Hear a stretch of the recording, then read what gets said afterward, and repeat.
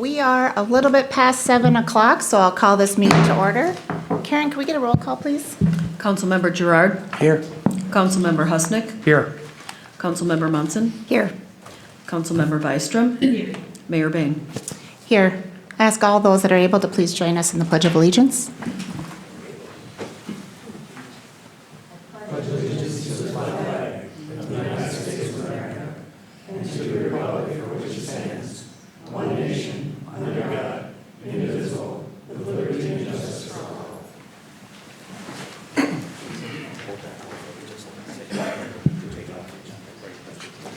Council, before you, we have an agenda for this evening.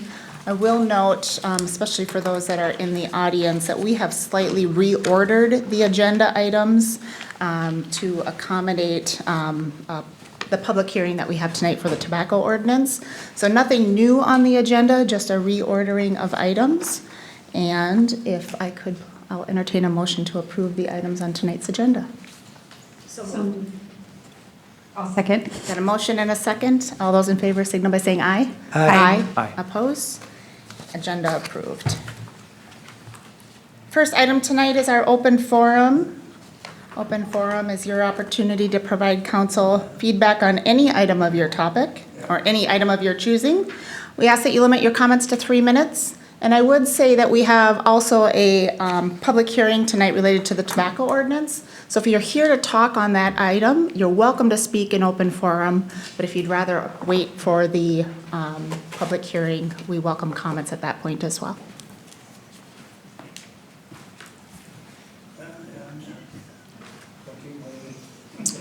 Ron Schaefer.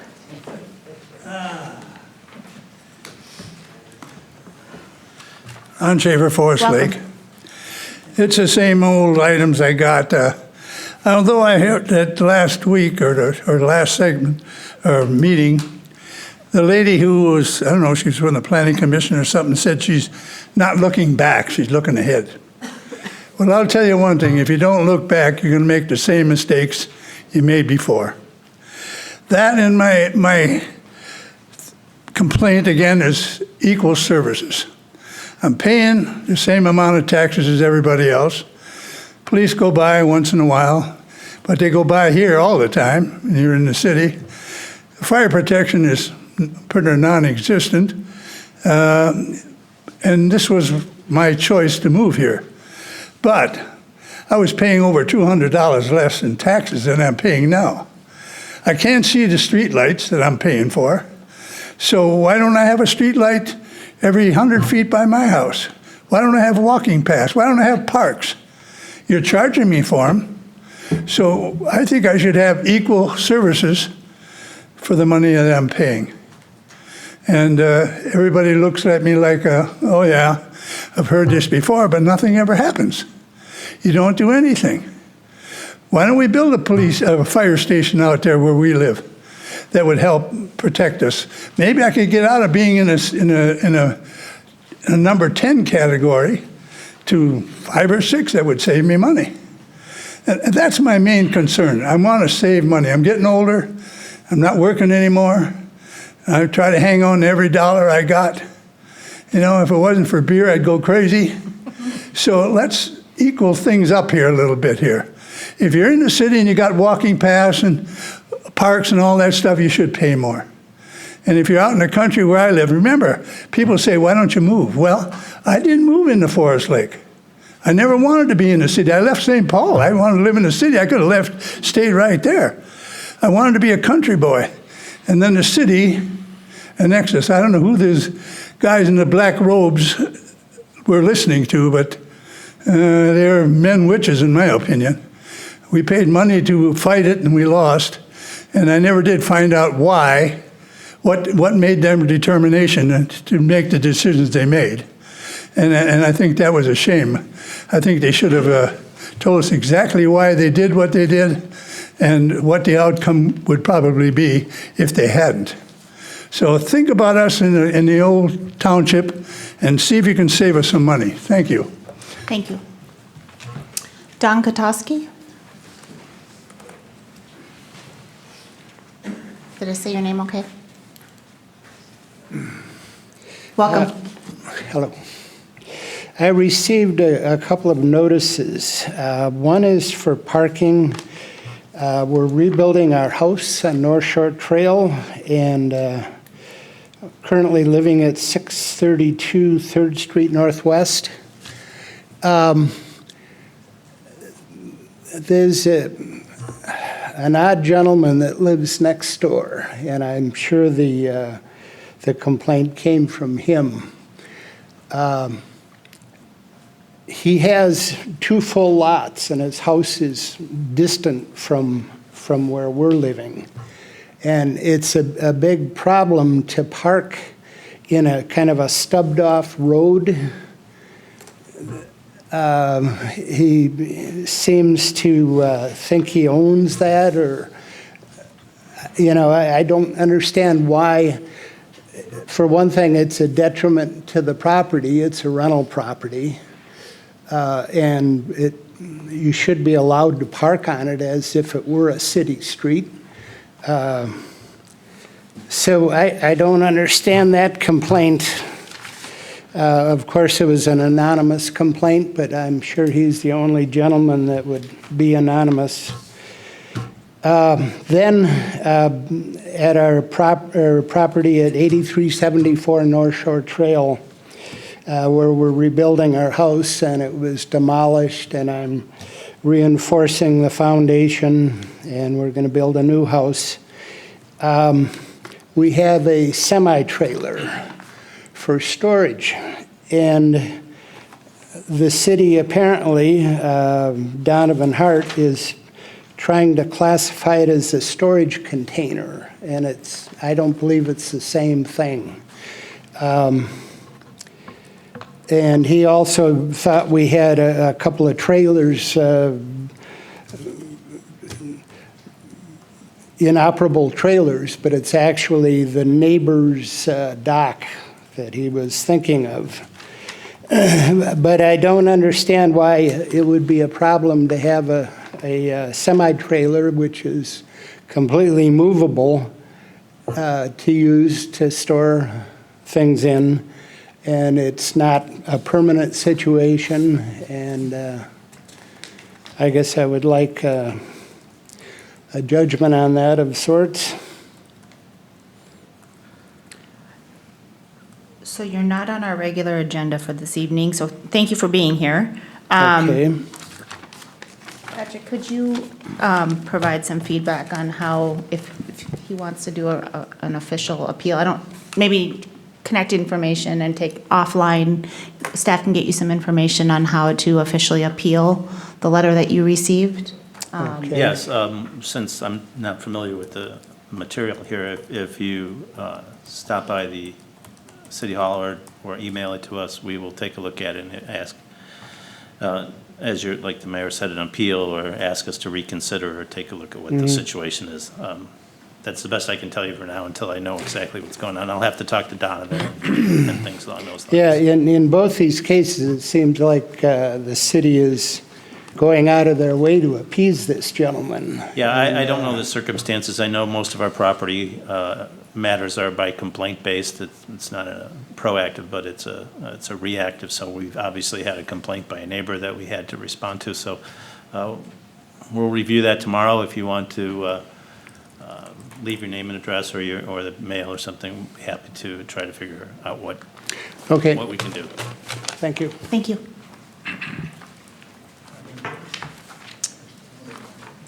Next up, Eric Jostin, Tobacco 21, I believe was the topic, and you're welcome to join us now if you want to wait for the public hearing. I'll wait for the public hearing. Perfect. And Will Burns, same, Tobacco 21, wait for the public hearing? Perfect, very good, thank you. That closes tonight's open forum. Thank you, everybody.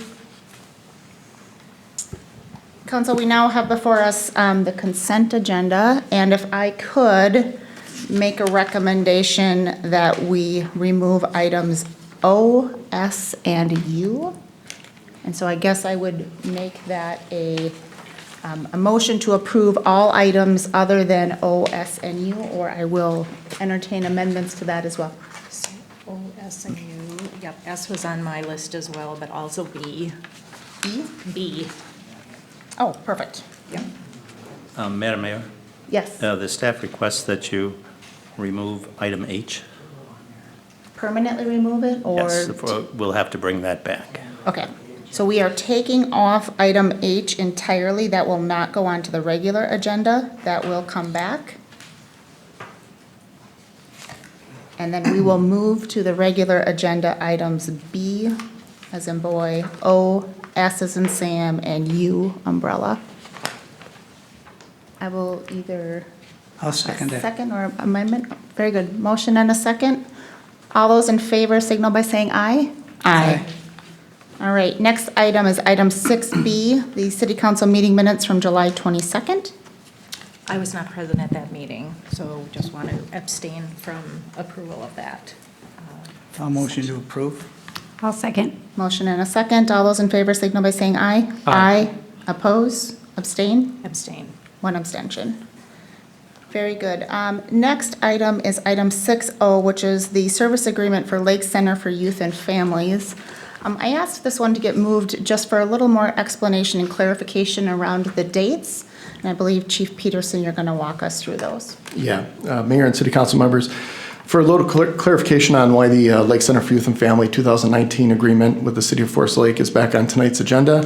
When the original agreement was actually approved August 13th, 2018, at the 2018 City Council meeting, while Lake Center for Youth and Family staff were compiling information and putting together city and county agreements for the 2020 year, they realized the insurance information provided in our current agreement in Section 7 was incorrect and obsolete.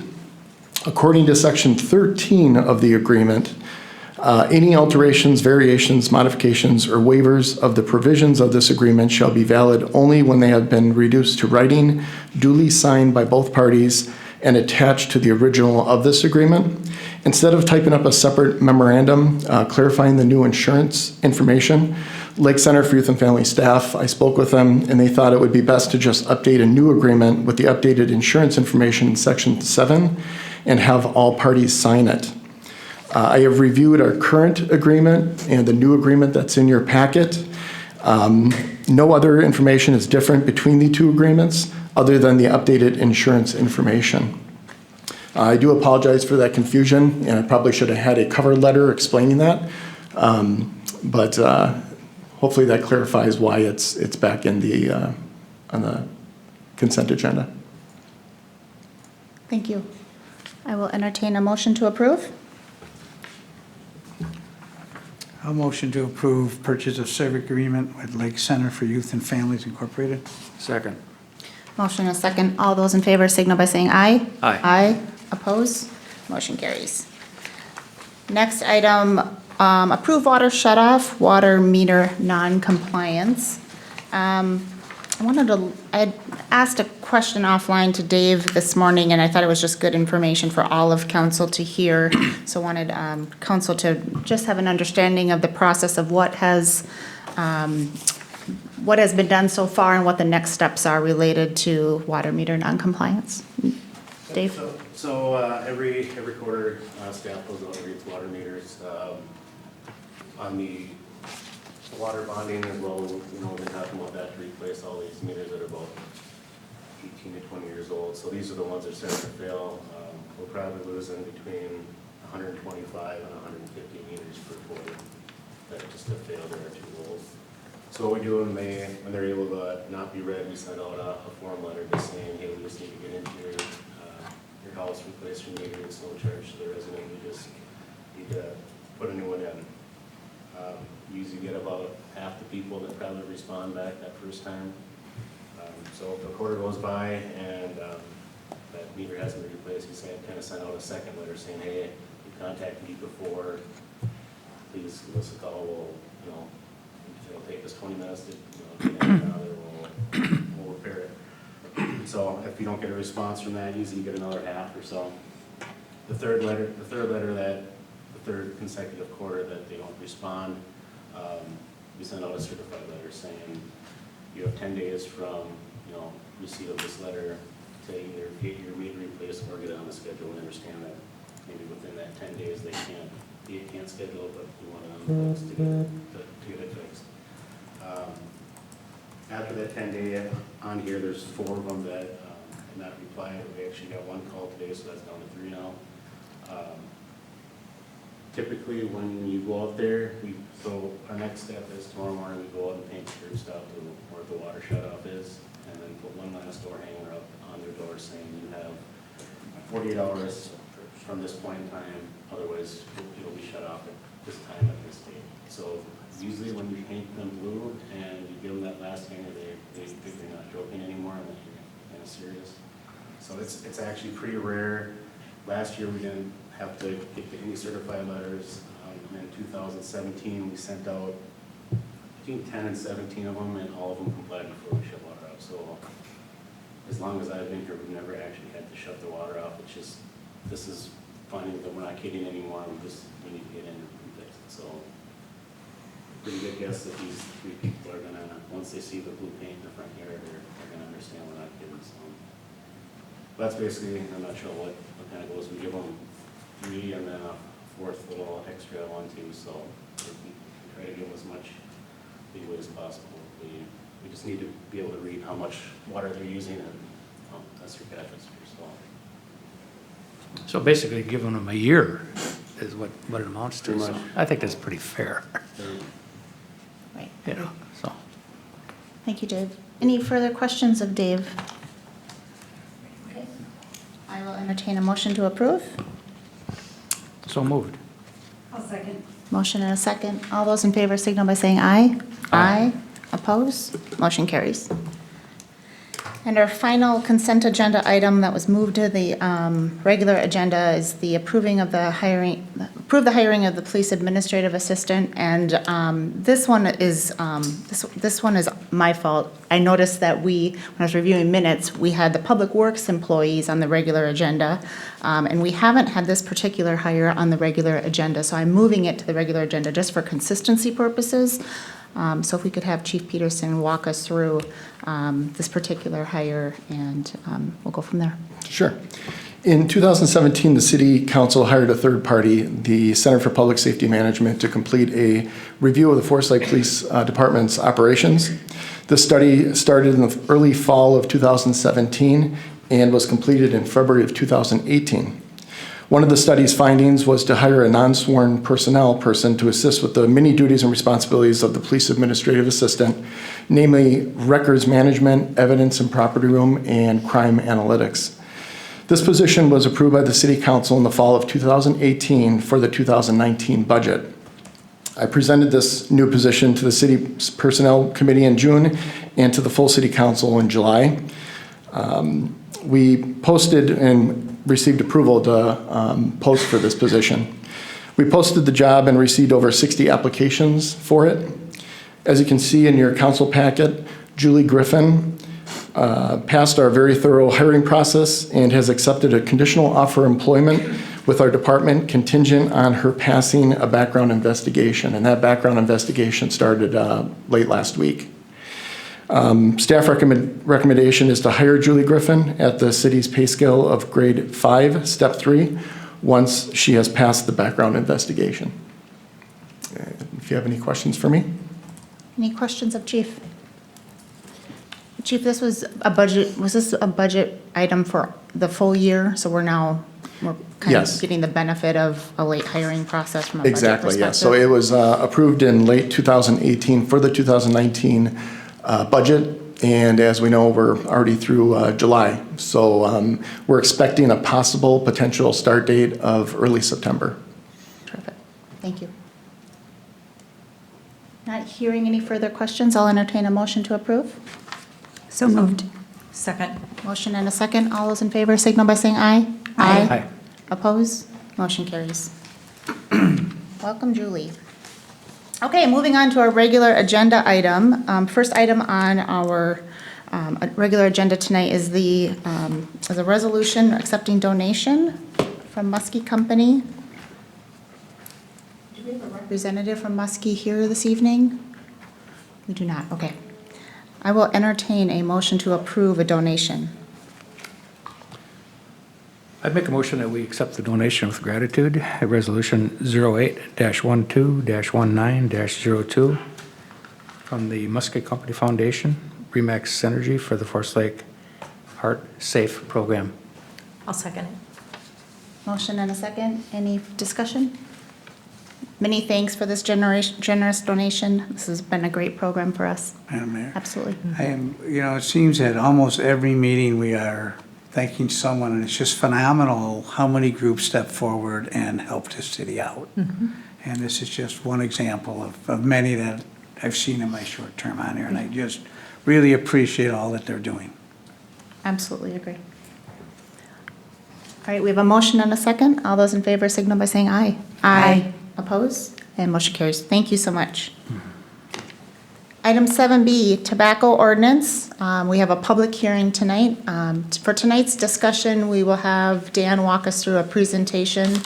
This has been workshopped a number of times. So we're going to walk through a review of the ordinance, and then we will open up for public hearing. So while Dan is getting set up tonight, I believe the kind of suggested course of action is going to be for us to receive an update of the most recent ordinance, have a public hearing, have council conversation, and then give direction to staff for any edits or revision before it comes back to us for final approval at a future meeting. So we're not expecting a vote tonight unless council were to choose otherwise.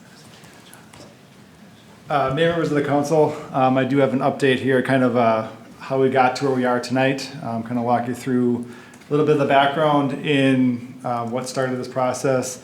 If you recall, back in March, a moratorium was placed on the issuance of new tobacco licenses within the city of Forest Lake. Part of that moratorium directed staff to go back and do a study of our current tobacco ordinance and then compare that to other cities' licensing requirements, and then kind of bring recommendations back to council for consideration.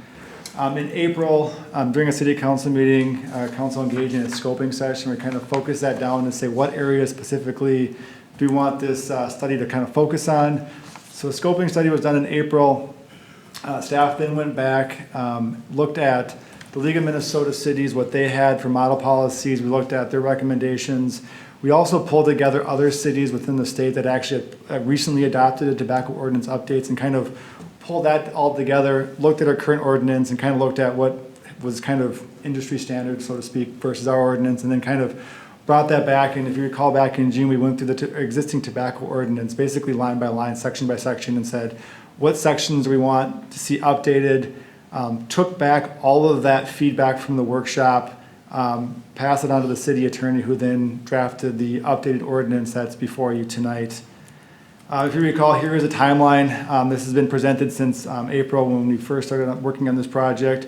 We're now in the July-August section of the timeline. We're looking at the licensing updates that are getting drafted into a ordinance update. And we still have plenty of time before the moratorium expires in early September to make any licensing changes should the council desire. Just kind of want to dive back into, as I mentioned back in May, there were some statutory requirements that the city needed to make in terms of notifications, and just kind of wanted to walk the council through the timelines of those notifications. On July 11th, we notified current license holders that the current tobacco licensing requirements were going to be updated. That is due to a 30-day licensing notification that the state statute mandates. On August 2nd, we released a draft version of the ordinance per the 10-day notification window. On August 6th, we sent a second letter to current license holders. This time a hard copy of the proposed ordinance was also included, so they got both a letter and a hard copy, so they were aware of what the draft ordinance, what the language was in that draft ordinance. And then we are here tonight, August 12th, which is the public hearing for the proposed changes, and we'll go through a review of the draft ordinance. What I'll do in this presentation, I'm just going to try to hit some of the high points. The memo kind of goes through the next level of detail, and if you actually go to the ordinance updates, you can kind of compare current version versus new version or proposed version. So I'll just kind of go through some of the high points here. One of the big changes that is included in the ordinance, that was included in the packet of the draft ordinance, is tobacco 21 language. There was a conversation at the end of the workshop to include that and then make the decision on including that or not based on public feedback and the public feedback received during the public hearing. So that language is included in the draft ordinance. We also looked at adding a new definition, and that definition is for a tobacco shop.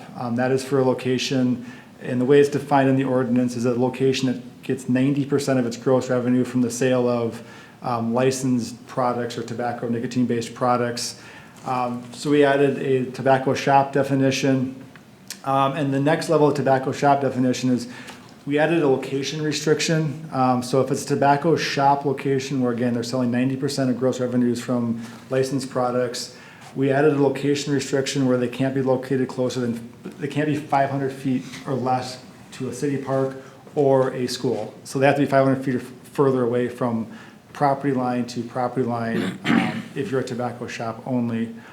We also added some additional information on the licensing application. We added some requirements for management structure. So we're not just getting owner name, we're also looking at who's managing the operation. Also made a request for proof that they have a training program in place that prohibits youth access for new and existing employees. On the license itself, we also changed the license date, expiration date from December 31st to January 31st. That's more of an administrative change. It just makes all of our licensing, both tobacco and alcohol, expire on January 31st, which makes receipting of fees for that license year much easier from an accounting standpoint as well. So a little bit of cleanup there. Another thing that we did was we increased the number of annual compliance checks. The existing ordinance had just one compliance check that was mandated. We've now updated that and increased that to 2 compliance checks. Now the police department, if the draft ordinance is approved, will be required to do 2 compliance checks per year. That would be outside of any educational checks, because they do also educational checks. These would be just 2 regular compliance checks. And then another thing that we did is we've mandated that all licenses and renewals are now approved by council. The existing ordinance allowed for administrative approval of renewals if they had no previous violations. We've since, just for ease of process, now made them all will come forward on the first meeting of the year for council approval. So we moved it all back to council, so the council will see every license application, whether it be a new application or a renewal application. That's pretty much the high level kind of what we incorporate into the ordinance. If you look at the ordinance, there's a lot of redlined version in there, there's a lot of rewrite in there, so that's why I don't want to go through every single possible change there. Just kind of looking at the next steps. So the next steps, we'll take the feedback from both the public hearing and any feedback we receive from council tonight. We'll take that and then draft a final version of the ordinance, and we'll get that incorporated in ordinance language, and then bring that back on August 26th for council consideration if there is substantial changes that are required to the next ordinance. At that point, I'd be happy to answer any questions you have kind of on what's included in the ordinance or process to date. Council, by way of process tonight, maybe perhaps initial round of questions to staff. Then we'll open up perhaps, I'd suggest we open up to public hearing, hear comments, and then maybe take section by section and get council feedback and direction to staff. Does that sound like an okay process? Fantastic. Any initial questions of staff or clarifications before we open up the public hearing? Just a couple questions. We had discussed at some length point of sale age restrictions, particularly for tobacco shops, that I don't see was included in here, I don't believe, unless I'm missing it. I know we talked a lot about convenience stores, grocery stores, that can be a challenge, but we did talk about some minimum age requirements for sales in those tobacco shops. In terms of the Salesperson? sales clerk, Yep. So- The point of sale, the age of the person who's selling product in that environment. I think we talked about minimum age of I know on the current one, licensees, if tobacco 21 is included, we did up the holder needs to be 21. But I can double check to make sure about the Yeah, clerk's age as well. because we did talk about the challenges that a convenience store would have where they're selling other products as well, or a grocery store, or that kind of thing. But we did talk about minimum age requirements for sales. And then the other thing I noted here is we also talked about increasing the financial penalty for the second violation. And I noted that there was an added dollar amount for the third violation. There was a fine, and we added a fine and, of course, the license revocation. But we talked about bouncing, had a conversation, or my suggestion at that point, and I thought we were somewhat in agreement that, we can always, allow somebody to make a mistake because mistakes happen, but, second and beyond, to be a little firmer in our messaging around sales to minors. So, and I didn't see that reflected in here either. So those were kind of my two questions about, is it missing? What happened to it? And I can speak to the minimum penalties, and maybe the Bridget can fill in the details if I forget a detail. But when we looked at the current, I believe the conversation at the workshop was look at where we kind of are in terms of our penalties for if there is a violation.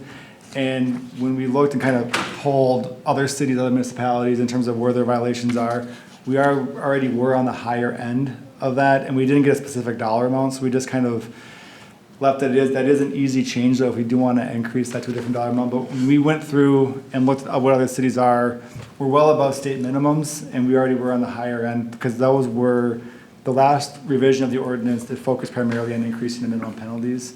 But if council desires, we can definitely increase that. It's an easy increase. So on that point, I want to maybe point of clarification for me.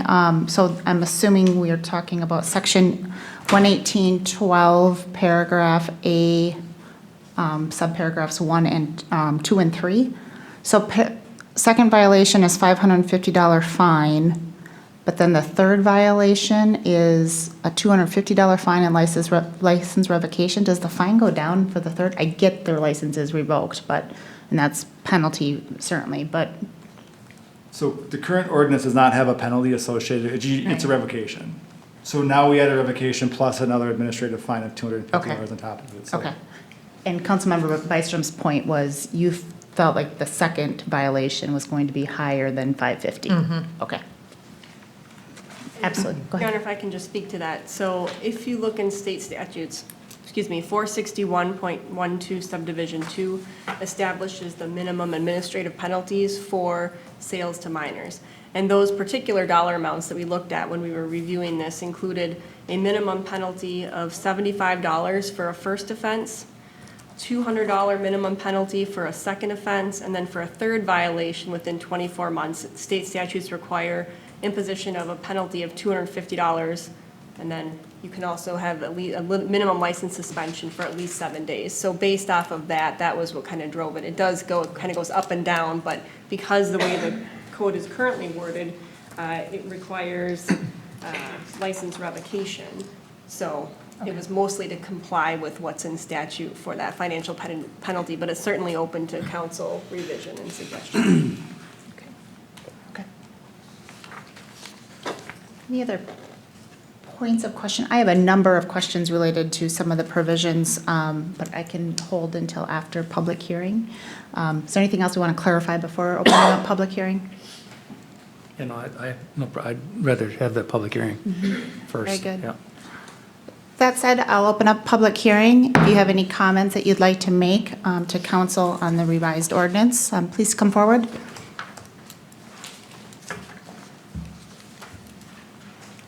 Please state your name for the record. Sure. My name is Eric Jostin. I am the owner of Big Apple Cigar and Pipe, 955 Broadway. And I reviewed the changes that are proposed, and there are definitely some inconsistencies and some issues that I feel need to be addressed. I have to digress for a second. I've been in the tobacco business, the premium tobacco business, for 25 years. I sell premium cigars, handmade pipes. I do not sell cigarettes. I do not sell vape. I do not sell cigarette tobacco. I do not sell to minors. I have a whole stack of those little forms that they give me the certificates when they come in and try to sting us. I'm not about selling tobacco to minors. I can't say that I support the age of 21 as being the correct age to limit it. But I think if the city's going to do something, they need to do it intelligently and clearly. So I'll just go through some of the issues I had with this. The age of 21 in particular is kind of arbitrary. And I say that, our federal government is working on Tobacco 21 right now. The state is working on Tobacco 21. This effort, I don't feel is necessary at all here in the city. The federal government's going to do this in the next 6 to 8 months anyway, during the next session. So I don't know that we really need to spend a lot of time on it. We let citizens over the age of 21 drive motor vehicles, possess firearms, live on their own, join our armed forces, vote, and yet we want to tell them that they're not old enough to make this choice. The other side of that, and I'm going to contradict myself a little bit, is that the human brain continues to develop between the ages of 25 and 30 for many people. So 21, if that's what you're going for, is too young, and it needs to be older. So why would we just pick 21 as an age? Because everybody else is doing it. And that gets into my biggest problem with this bill. I see that it's been cut and pasted from a variety of other bills. The opening statements about the purpose and intent, the very first line says that tobacco has been shown to place a financial burden on all levels of government. I don't think the city of Forest Lake has had any financial burden due to anyone smoking. If somebody can show me any of that information, I would love to see it. But there really is no financial burden in this city for smoking. The next two paragraphs are comprised of 11 sentences that refer to 13 references. One sentence picked here and there, cherry-picked, put together, kind of arbitrarily just to support an argument. But this could have been written by Minnesota Clearway, and I'm sure they might have had some say in it.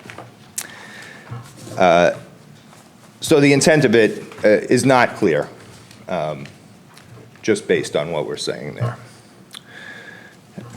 Further in, we get to the definition of loosies, which include cigars that would be under $2 a stick. I don't feel that my adult customers should be forced to buy a more expensive product if what they want is the lower cost product. So to sell an individual cigar for $1.99 and be breaking the law, it really doesn't make sense to me.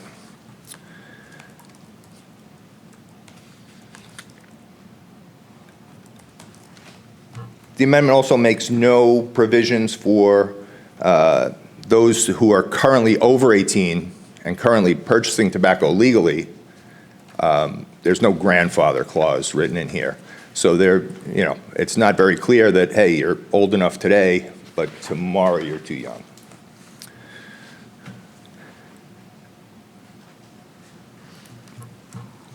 Okay.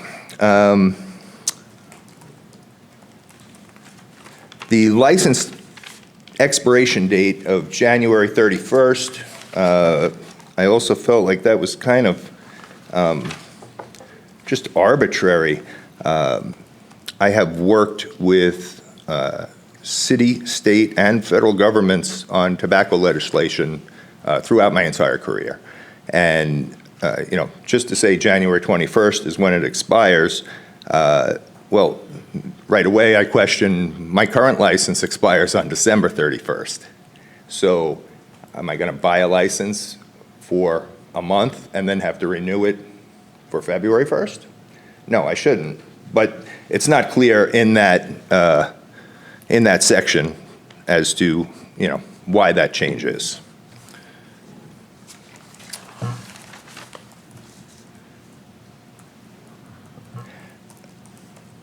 11804F and 11806A2 discuss required signage.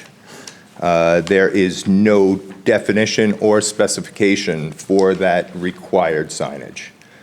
State of Minnesota, if I don't want to allow handguns in my shop, tells me very specifically that I need a sign of a certain size with a certain size font and how it needs to be displayed. But this is just telling me I have to have a sign somewhere that, you know, maybe could be this small, or maybe it could be the size of wallpaper. I don't know.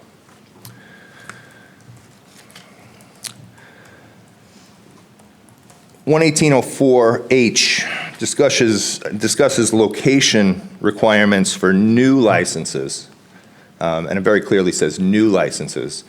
However, there's nothing in there regarding renewals that may be in a location that could become prohibited.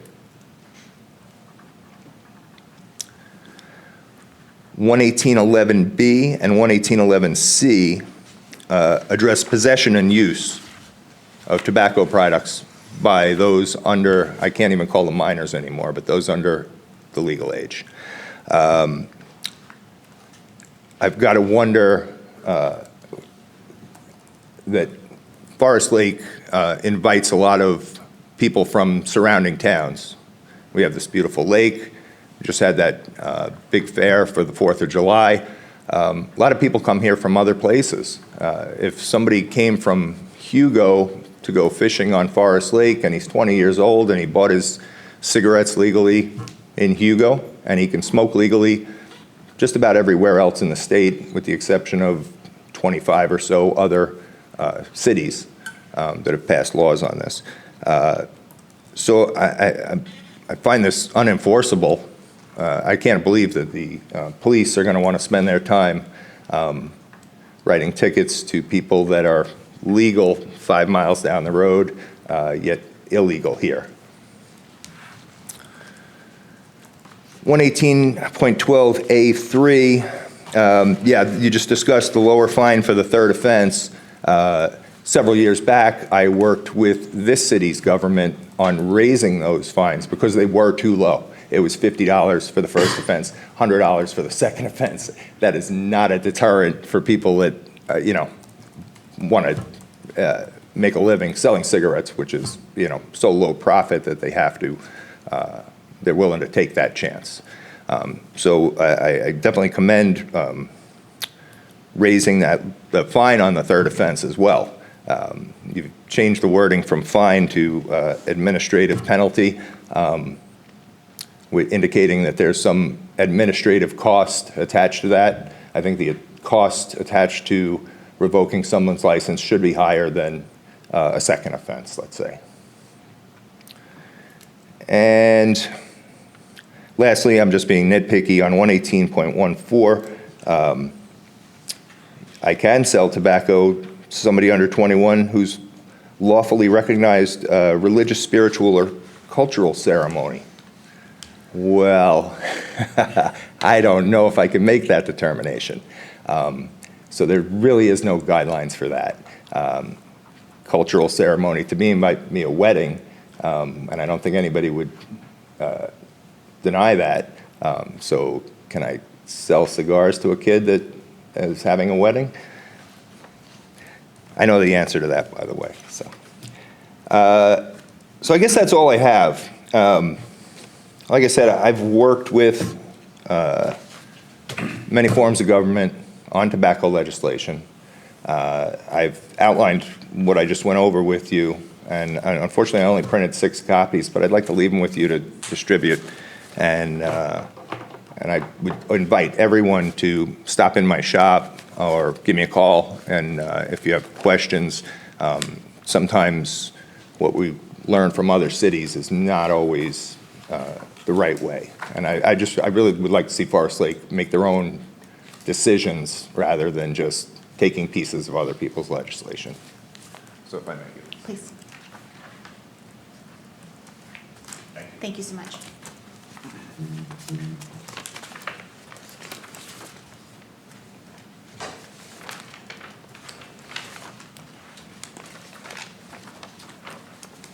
Next on public comment. Will Burns, I represent Motomar Convenience Stores. I can't really add too much more than what was just said, other than the facts of, defining adulthood. Adulthood has been defined in many, many ways, as the gentleman mentioned, through armed forces, voting, paying taxes, firearms, marrying, contracts, legal purchases, things like that. It's 18, and we're going to change that. And I just don't think it's the right thing to do. Also, where the state and the federal government are headed, I think we should just let that happen instead of forcing it in. The other thing that has me concerned is just what illegal activities this may breed, and we got enough of that going on, and it's hard to control, and I just don't want to see that being fostered anymore. Thank you. Thank you. Anybody else who would like to speak on this issue?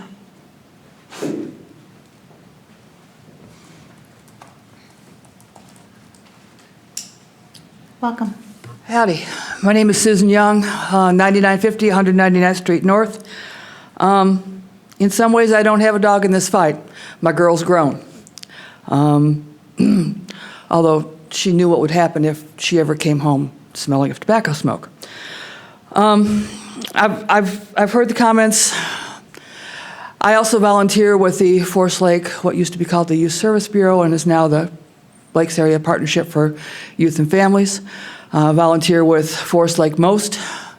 Have coached community ed youth programs.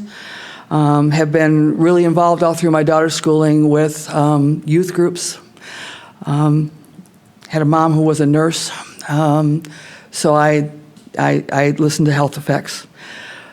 When I was growing up, I graduated from high school, drinking age was 18, life was cool. I went to college, drinking age was 21. Whoops. So I understand the gentleman's concern that one day you were legal and the next day you're not. Well, life is what happens while you were making other plans. I don't think that that is a terribly good argument for not going with this particular ordinance, with perhaps some modifications. While I understand that other folks have also made the comment that we get to do lots of other things when we're 18, please remember that the drinking age is 21. And so this would be congruent with the drinking age of 21, both tobacco and liquor use at 21. I've watched our state legislature for a long time. I've watched our federal legislatures for a long time. And my faith in their ability to get gosh darn done in my lifetime, which may be short, as Alvin says, I got no faith there, all right?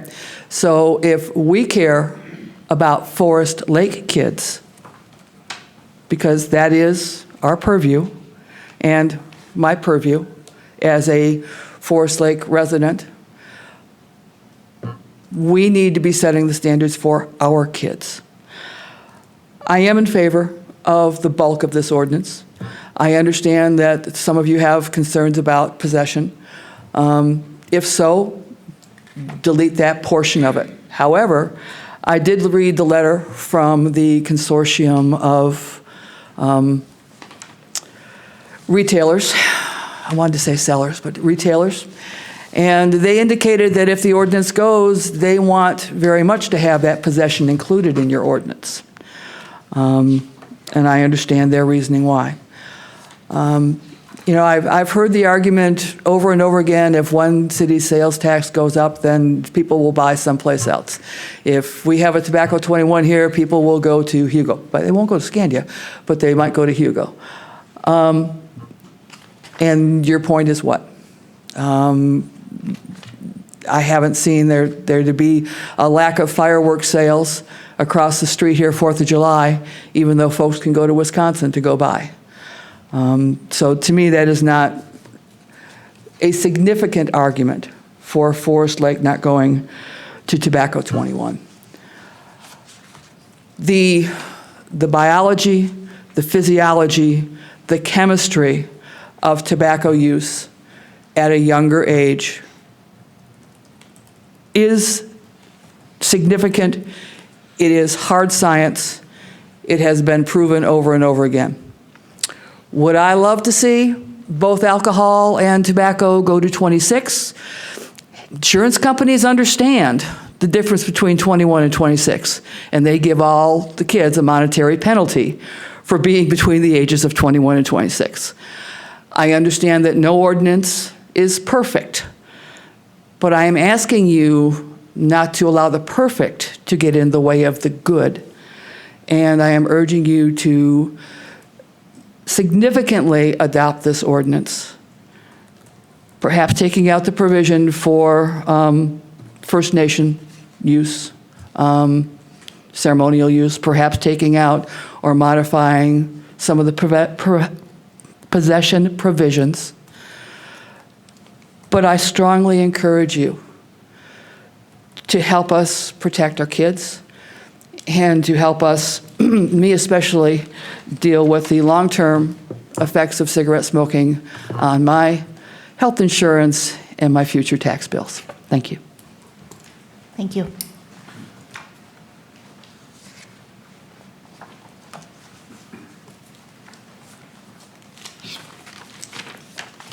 Welcome. Good evening, Madam Mayor and council members. My name is Liz Heimer, and I'm with the American Lung Association.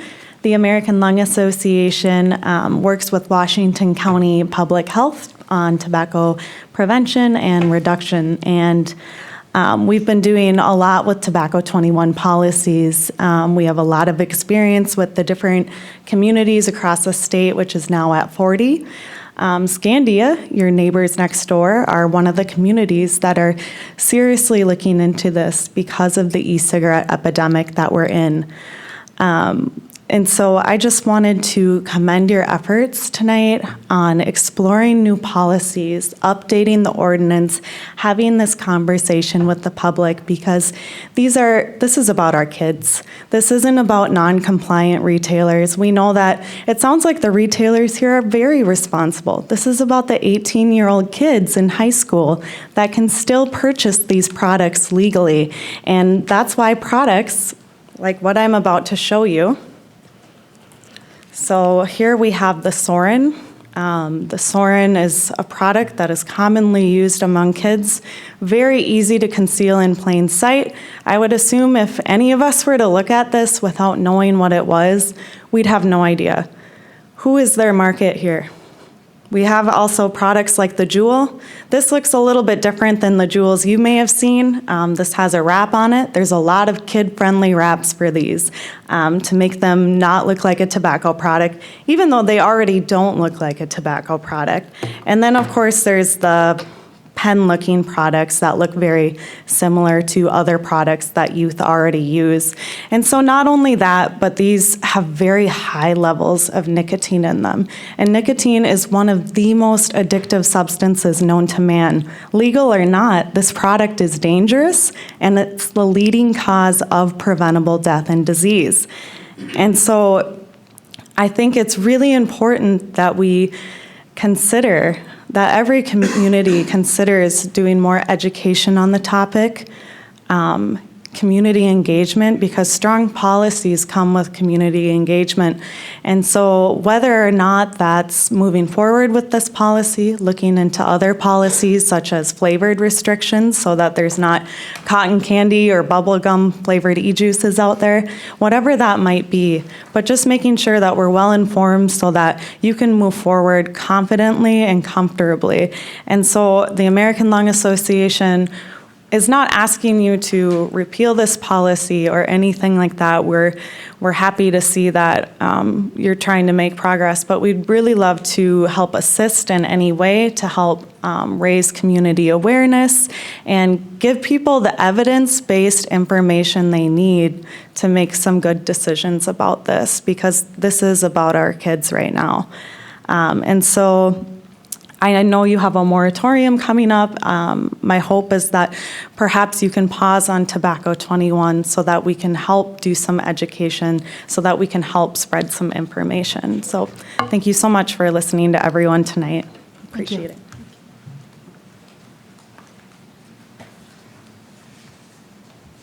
Is there anyone else that would like to speak on this topic tonight? I'll ask one more time. Is there anyone else that would like to speak on this topic tonight? Not Alvin? He's saying no. All right. With that, I'll close the public hearing. We'll bring conversation back to council.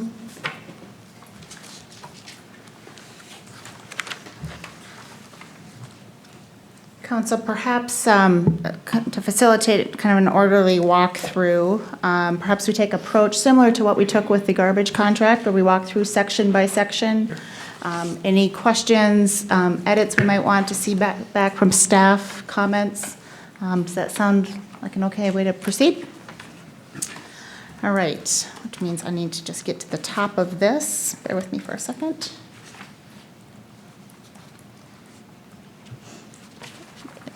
In efforts of just walking through section by section, section 11801, purpose and intent. Any specific comments, questions related to purpose and intent?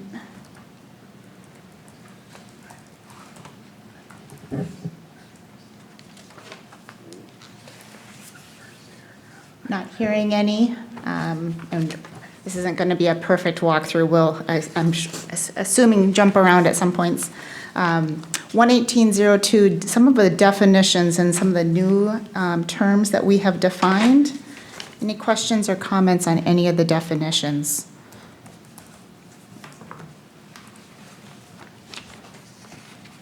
One of the public comments that we had was related to the term Lucy's.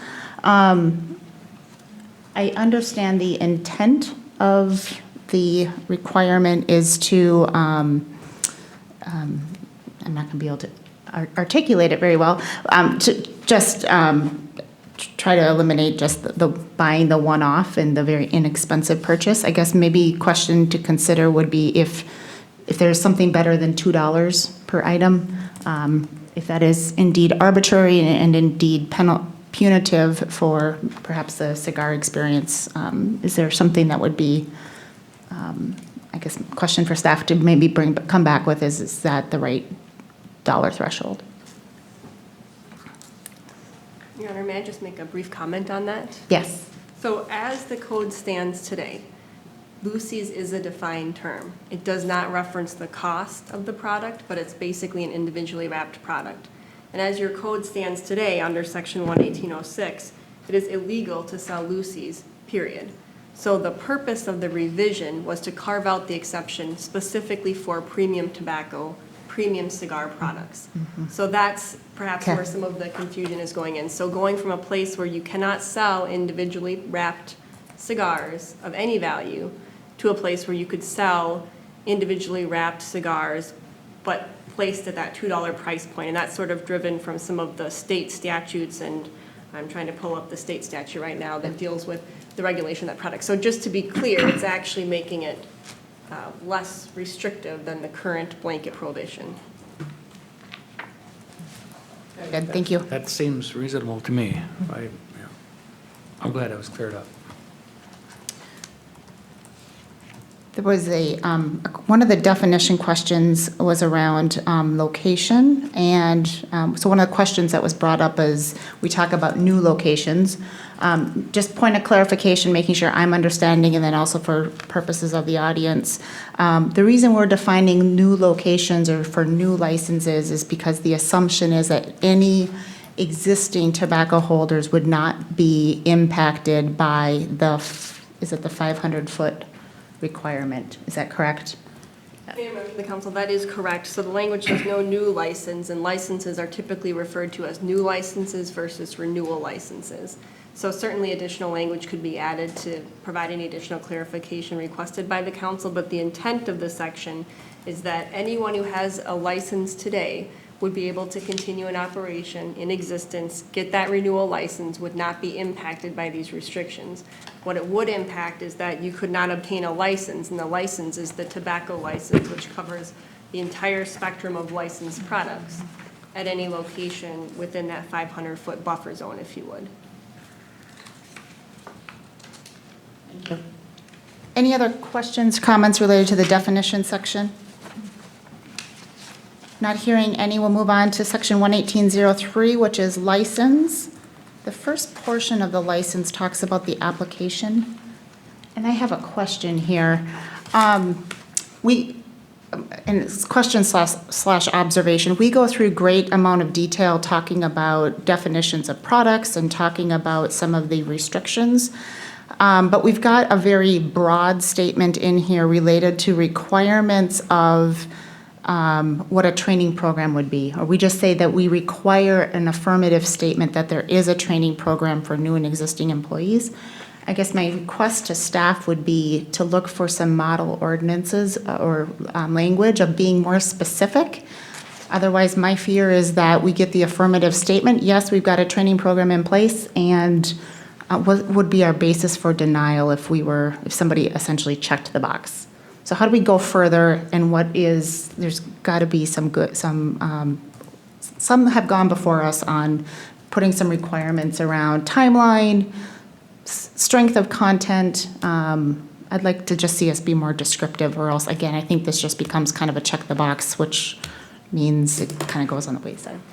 And I would agree with that. I think we discussed specifically Washington County Public Health's retailer training program that they have. And we could even potentially, there may be others out there as well. I'm not sure how robust they are online. I'm not exactly sure, but I think that would be a good starting point for us, is Washington County's training program.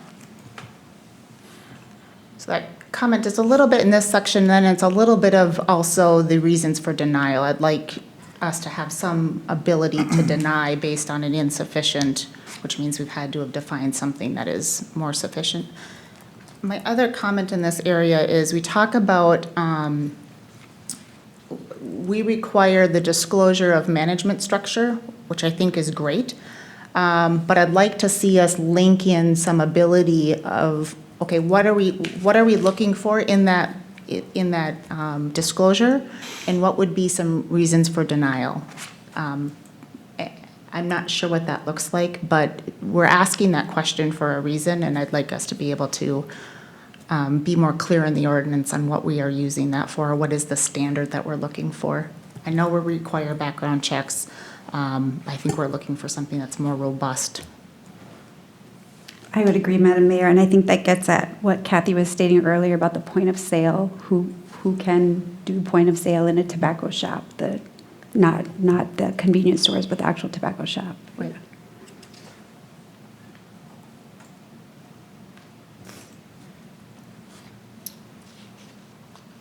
Those cover, just walking through here.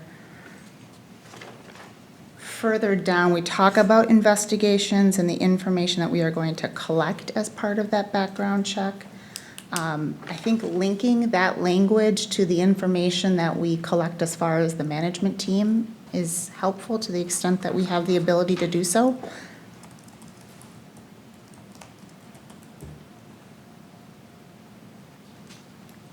And that is the end of my comments on the license section, or the application section.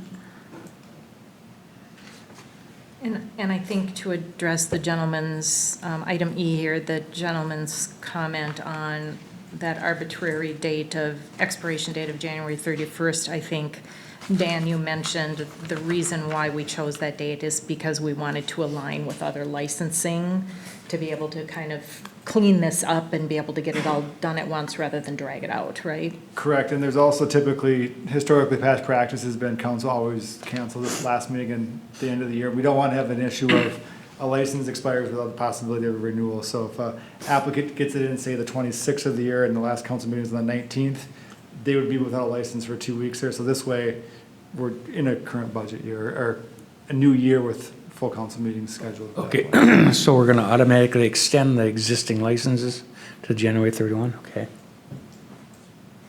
They would, So it's- they it normally would expire end. on the 31st of December, right? We would extend the current license holders. Right.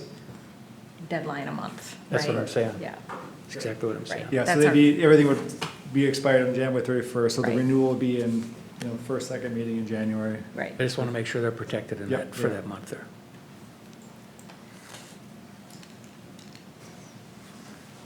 Okay, moving on, we are on page 165 of our packet, which is section 11804 of the ordinance, license restrictions.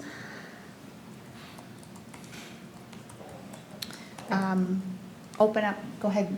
Councilman I Byström. do like this suggestion from one of our commenters here tonight about specifics around kind of the license, the posting, the legal sales age verification requirements, that kind of thing. I'm wondering if there isn't, it could be a post-it note, right? Maybe can we take a look at, are there some practices there that we would recommend? And again, I think the county might be able to help us with that. Washington County Public Health may be able to help us with that. In fact, they probably have them available, and we could potentially include them with their license renewal.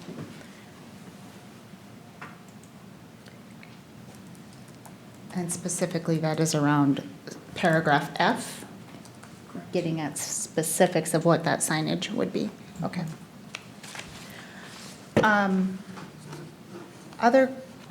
Other comments or questions related to 11804? I will just say, I know we've had a lot of conversations related to zoning and how do we, is this something we address in our zoning?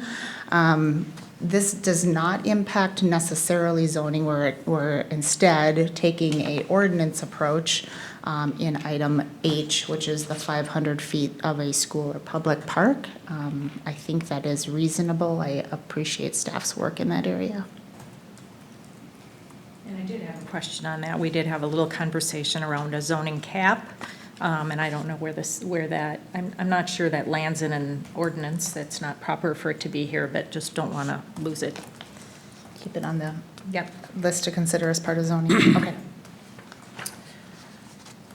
Okay, not hearing more questions, moving here section by section. 11805, basis for denial, suspension, or revocation of a license. Madam Mayor, I need to back up for just a second, I'm sorry. if you don't mind. Absolutely. And 11804, one thing that's been a discussion, I actually brought it up a couple months ago for the matter of discussion, that's the 11804G. Under this ordinance, it is written as tobacco 21. And I'd sure like to hear everybody's opinion on that because I've discussed it with you, I've discussed it with Councilperson Byström and other folks and had emails back and forth and there's good reasons to make it tobacco 21 and there's some compelling reasons to leave it 18. And I'd sure like to hear some comments on that.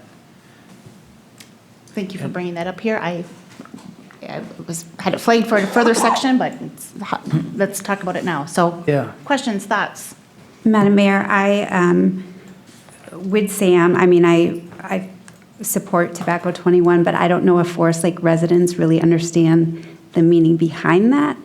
And I'm wondering, but I also come from a public health background, if we can take an offer such as the American Lung Association to do some education in the community to really educate folks on the why, that it's not about rights and restriction and government micromanaging, but this is really about the public health of our youth. I feel very strongly about this. My mom died 3 years ago, way too early, from tobacco-related cancer.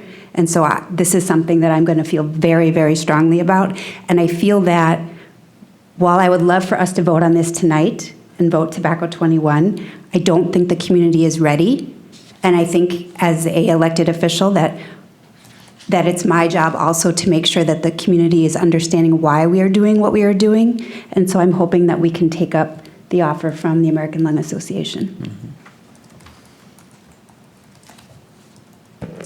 Well, that's 3 opinions I've heard so far. So, go ahead. Well, I struggle a little bit with the Tobacco 21. I'm not a smoker. I don't really care for smoking, but people have a right to smoke. Where I have a problem with it is we're trying to slow our youth down smoking. And by youth, I'm actually going to say the kids in school, junior high and high school. And this is where I struggle the most, because I'm going to have Forest Lake, as a retailer said, is this island, and I have shops in Chisago, Wyoming, Lino, Scandia, Columbus. All of these are sending students to the same schools that these 18-year-olds can legally buy it in their community. And this is where I really start to struggle is, are we really going to be effective at the microcosm that we're in? And that's where I struggle with the whole thing is, kids all up here, they all drive. I'd like to see none of them smoke, but I think they're willing to go to the corner of 8 and Greenway, where you're now in Wyoming, or 97 and 35, you're in Columbus. It's not that far. So I have my doubts on some of this. That's where I sit. I'm not opposed to it, but I'd have to say it's in a rare instance that I've really been a little bit on the fence.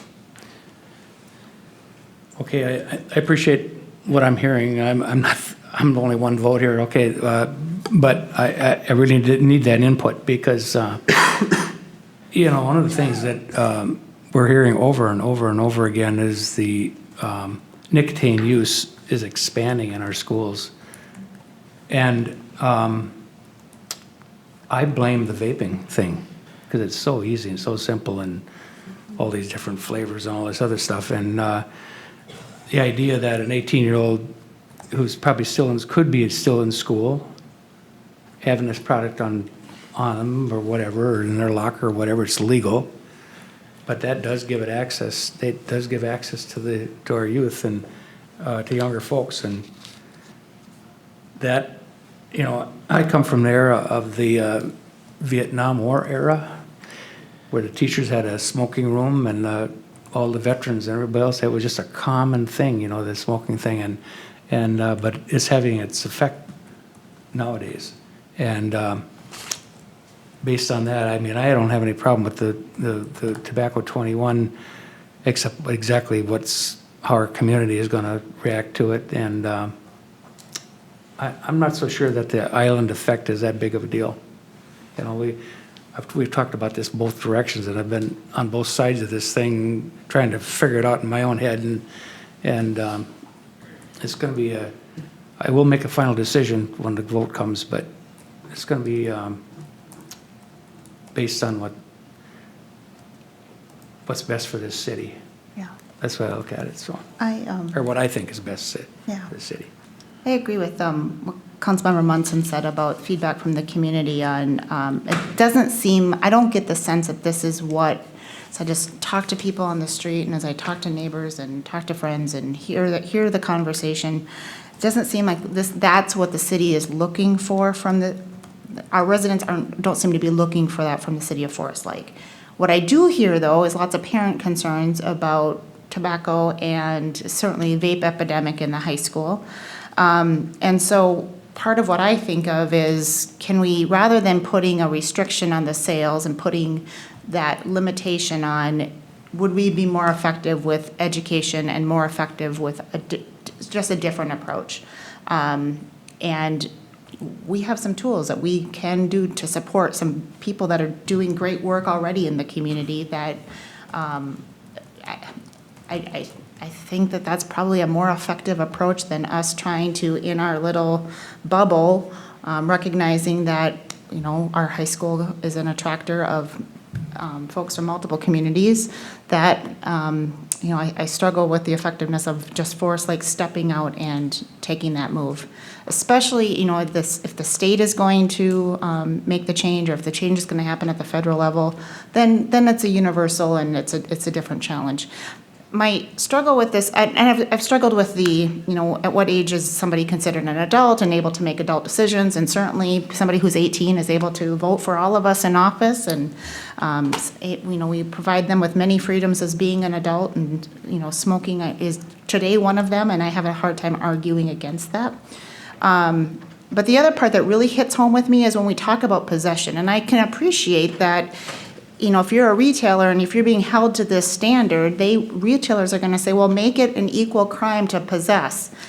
But I also think about the impact of that on our law enforcement, and for our police department to do a traffic stop and all of a sudden, oh, by the way, are you 20 years old and is that a cigarette in your hand? And all of a sudden that's now a ticketable offense. It just doesn't seem like that is the approach I want to take. I would rather us take an approach of collaborating with the schools, collaborating with great educators on all sorts of positive things we can do to try to positively impact kids to make healthy choices. Ticketing a 20-year-old because they are in possession of tobacco in the city of Forest Lake when they just crossed over from Wyoming, and people don't even know where these boundaries are, I just think is incredibly confusing. It's administratively burdensome. And, government does not have a strong history of positively impacting drug policy, and what does that mean for people in their possession? When we're talking about legalizing marijuana, for example. And, it's just, I'm not sure that clogging up that and now making it a misdemeanor is necessarily the path we need to go, so.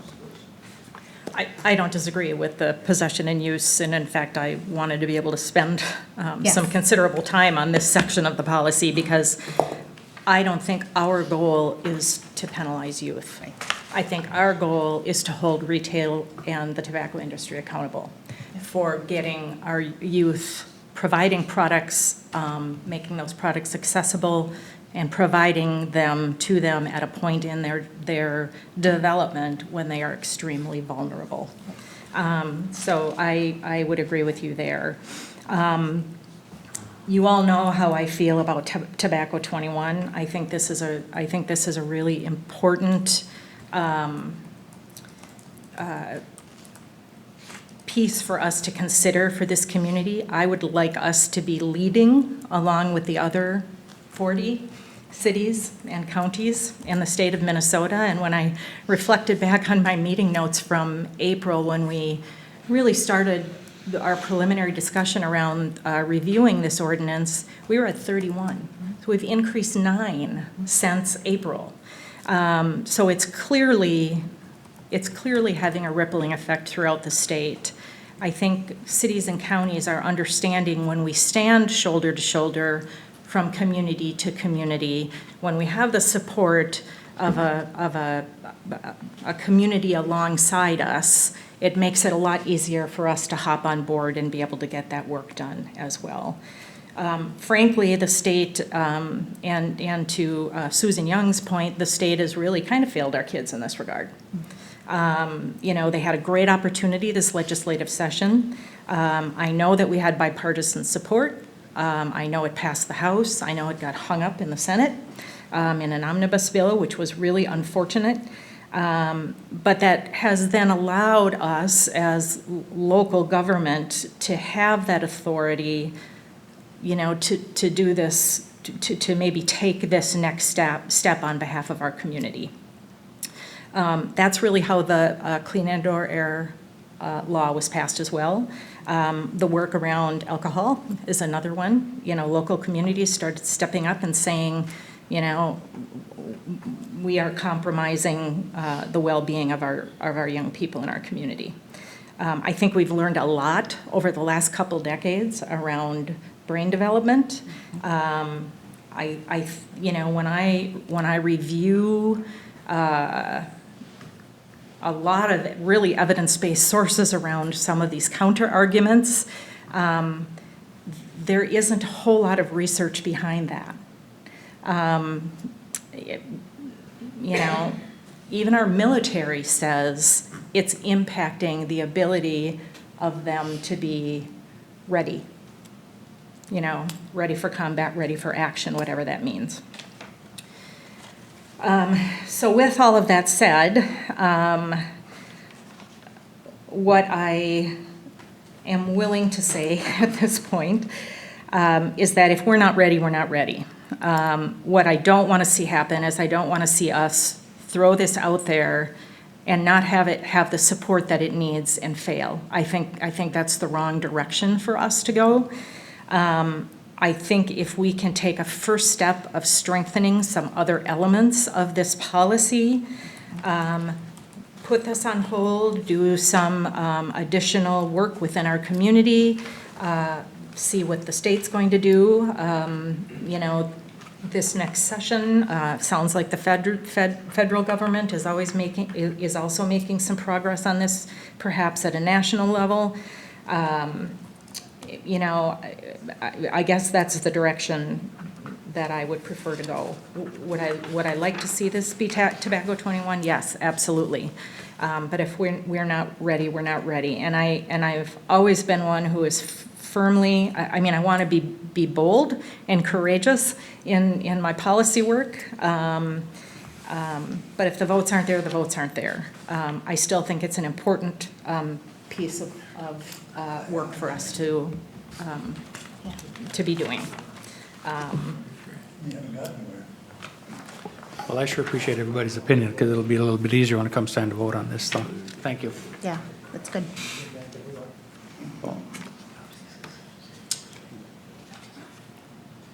Okay. So the next, make sure I'm. 118.005, I think would be the next one. 11805, basis for denial, suspension, revocation of a license. I asked my questions related to revocation and basis for denial as part of the application sections up above. Any other specific elements we want to talk about?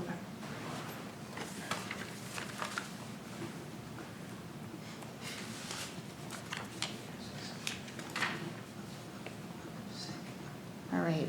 Moving on, prohibited sales. This is where we get into related to, we get into age of 21. We also talk about signage here. We do get into some detail here, with the clearly visible verbiage. I still like the previous comment, though, pulling together the signage of just being more specific. How big, where, what does it need to state? And I know that the county has some of that signage. In fact, they use it when they do the retailer training. They give, so maybe we have some consistency in that regard throughout the community. This is also the section where we get into child-resistant packaging, which, in my opinion, is a no-brainer. Item G. We also had some conversation at one point about flavored products. I'm glad you bring that up. Yeah, I just remember that as well. And I'm not seeing anything. We discussed it. It was discussed as part of the scoping, and after the original scoping, the focus was more directed on what's included here. It was never, it didn't get past that first, level of initial conversation. So, understand that flavored products in some jurisdictions means both traditional tobacco, cigarettes, cigars, also vape. I'd be curious if there are municipalities who have limited only flavored vape products.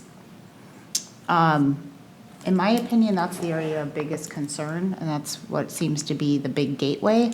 Well, they're targeted to youth. Right. They're targeted specifically to youth. No adult is going to choose bubble gum. Right. So that's an area, I am less in favor of us, I think some municipalities have expanded that to eliminate menthol cigarettes. To me, that's a little far. But I would be willing to entertain flavored vape products if there is a way to make that distinction within the ordinance. To me, that's the bigger concern. Could we ask our American Lung folks if they have any, are there any policy recommendations that you're aware of around flavored? Yes, you want me to please?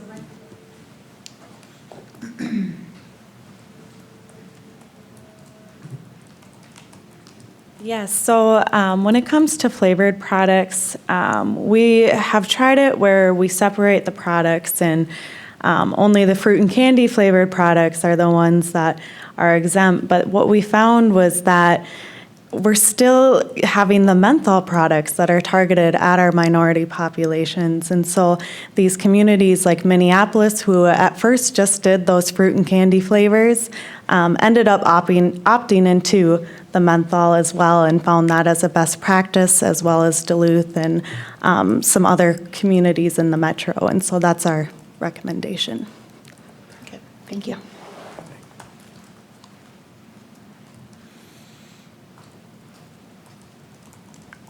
So personally, I would be interested in seeing some language options come back from staff.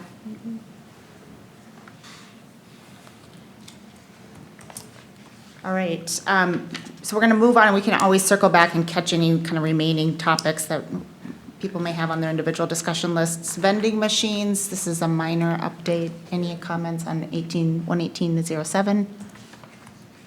118-08, display, storage, and sampling. Any comments related to that? Not hearing any. We're going to move on to responsibility.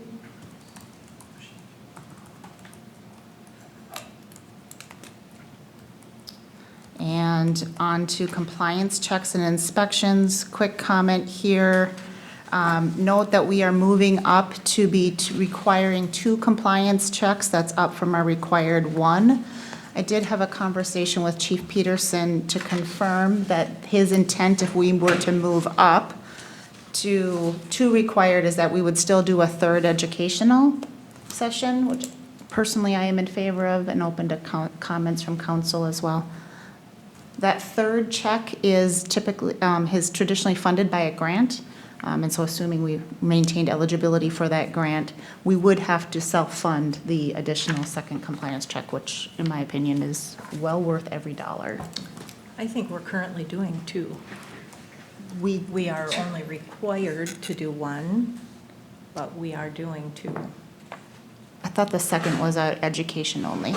Yeah, right now I know we're doing 1 for sure with the educational one, and I think in certain years we've done 2, but I know for sure we're doing 1, and typically we do the education, but this would make it every year we have to do 2. based Yeah, on the ordinance. because I know we're doing the educational ones right now with the grant, and there's no punitive side to Correct. that. It's Correct. more education to the retailers in the community. But I do know that we have done 2 a year. Yeah, there have been years where there's been 2. Yeah.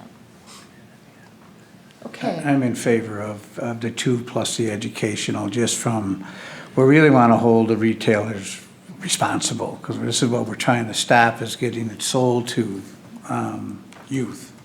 So I think we should do the 2, even if we have to pay for the education one. Correct. And we have very good retailers, so we haven't had a lot of issues.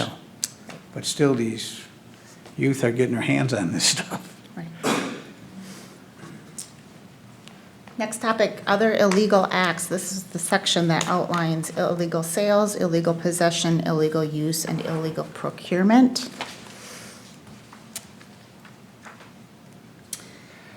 This is the section, B and C are the 2 sections that I struggle with from a location standpoint. You have someone coming from one of the surrounding communities, and they're coming in the Forest Lake Schools or something. They're perfectly legal in their community. They cross over the border, and now they're not. Let's say they're high school or even just working here. So I don't know how, and I'd love to hear Chief Peterson's take on this, of how we would even attempt to Enforce it at all. It's just, I just can't picture people coming to work and saying, oh, I can't smoke here, but when I go home, I can smoke. So speak of the devil. Chief Peterson, so question around enforcement of, if we were to enact Tobacco 21 around possession and use, tactically, how is that enforced, and what does that mean from a police perspective, in your opinion? Can it be done? Yes. Would it be difficult? Yes. I kind of look at it trying to educate the community. If this ordinance was passed, similar to, no parking on city streets on certain times of the year, which is always difficult.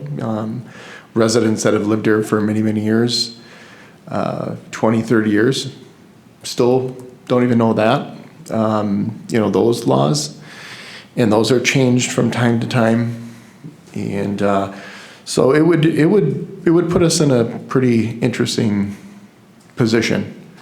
I think some speakers that spoke today and you as well as city council members have brought up a lot of questions for me on how we would enforce this. I would definitely be looking at other cities that have passed this type of ordinance and to see how they've worked through it. I don't think I'd have to reinvent the wheel by any means, but it would be interesting. There's no doubt about it.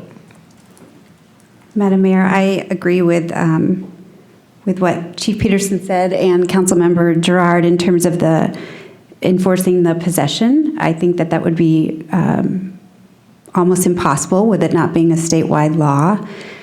Put a lot of strain on our police department. Councilmember Bystrom talked about this isn't about punitive to our youth, it's about educating our youth. And in fact, when I read, and I just have to say this, the letter from the Coalition of Neighborhood Retailers, I believe they put in here to add possession because then they know it's difficult for a city to pass it. And so I just want to point that out, that I understand the game that is played in this world too.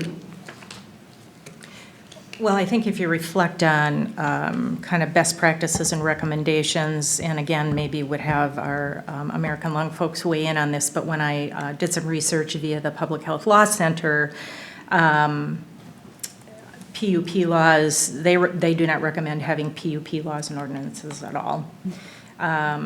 They, again, divert attention away from where we should be focusing our attention, and that's on the retailers.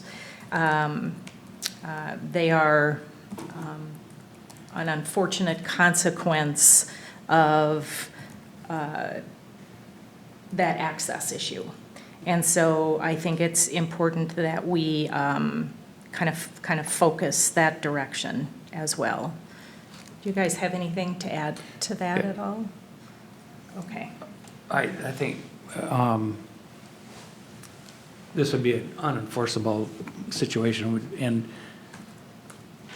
even if it's in the ordinance, I certainly wouldn't expect our cops to be out there every day checking kids for cigarettes. I just would not expect that. There might be a situation where it comes up or whatever, but to add that burden it's not feasible. So I mean, we could leave it in the ordinance just in case there's a reason to do it, but I would not expect the police to go out running around checking kids' pockets. So what I hear consensus on is illegal possession, illegal use, illegal procurement. Right. Those all change to be 18. And then we can talk about, we can continue the conversation on what we're going to do around the sale.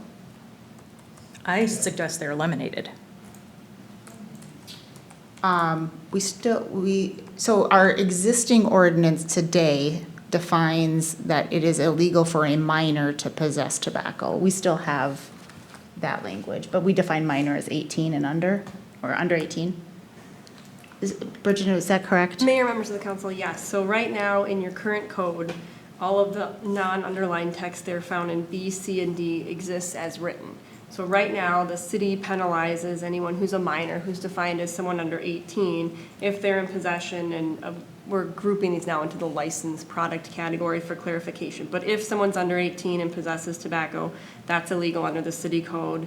Same thing for use, same thing for procurement. Now, I would point out that state statutes do already provide penalties for this type of behavior in certain circumstances. So Minnesota Statute 609.685 specifically define and create penalties for the sale of tobacco tobacco-related devices or electronic delivery devices to persons under the age of 18. So it's a misdemeanor if you sell to someone under 18 and it's the first time you violate it.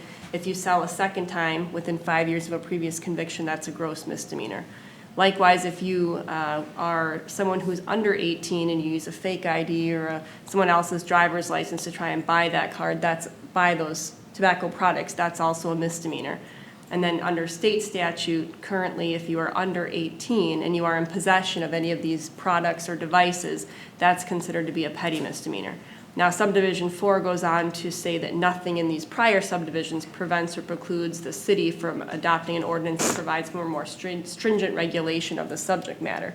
But to the council members' consideration, if you were to remove some of this language or make it just reflect state statute, if you take it out, it's still on the books at the state level. Right. You could just revise it and have it reflect existing state statutes. That's another option as well. And I should clarify that is what I intended by saying I think it should be removed and we should utilize, or we should reference state statute. Do you reference states? I'm just worried about optics, so we would reference state statute within the ordinance, just as an additional emphasis that we are transitioning to a standard adopted language. Is that what you would recommend, Bridget? So Mayor, members of the council, there's a couple of different approaches. Number one is if you put the language that mirrors state statute in your city code, then you're essentially re-emphasizing what exists under state statute. And then technically, if someone were arrested, you could, or if someone were to be cited, probably wouldn't be arrested for this, but if you were cited for selling tobacco to a minor, you could cite under state statute or you could cite under city code. And I don't know what the practice of the police department is, but I'm assuming it's probably more to cite under state statute for some of those. Yes. So you could reflect the language, or you could say the provisions are hereby adopted, or you could say possession, use, and procurement shall be regulated by state statute. There's different ways to go about it. And obviously, if you say adopt state statute as amended, then there's concerns, what if it changes and then it doesn't reflect what the council intended? So there's a couple of different approaches. Madam Mayor. Absolutely. So Bridget, along those lines, and if we were to stick with tobacco 21, and you reference state statute, that's only for 18, correct? As it exists today, correct, these provisions all reference tobacco and prohibitions as relating to persons under 18 years of age. Thank you.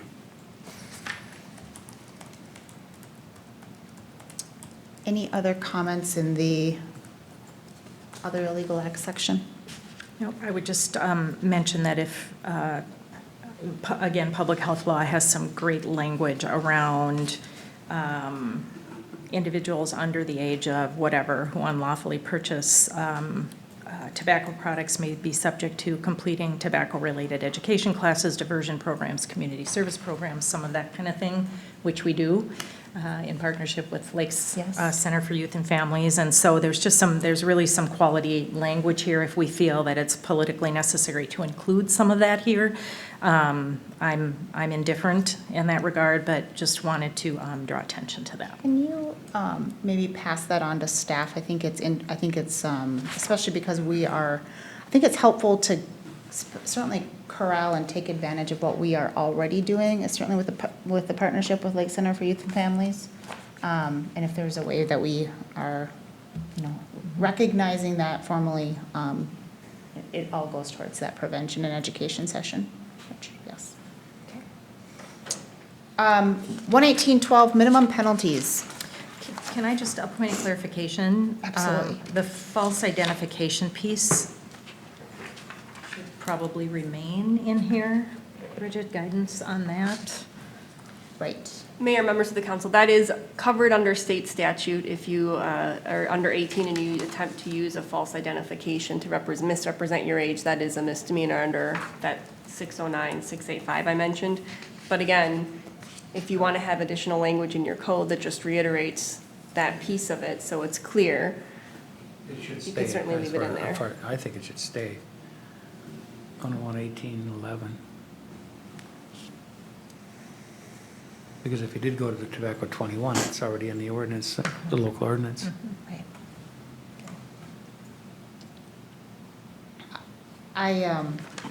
Are we all comfortable with just referencing the state statute in this regard, or is this I am. an important enough piece that it needs to be called out?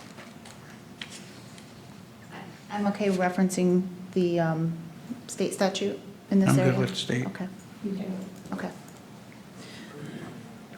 Minimum penalties, we had a number of comments in this area. I am, just to jump in here, I am very open to us adjusting the violations for that second penalty. If we think that that is too low, it is a second penalty, so I would be fine adjusting that. I do recognize we are already on the high end, but this is an area where I don't mind at all us being an outlier.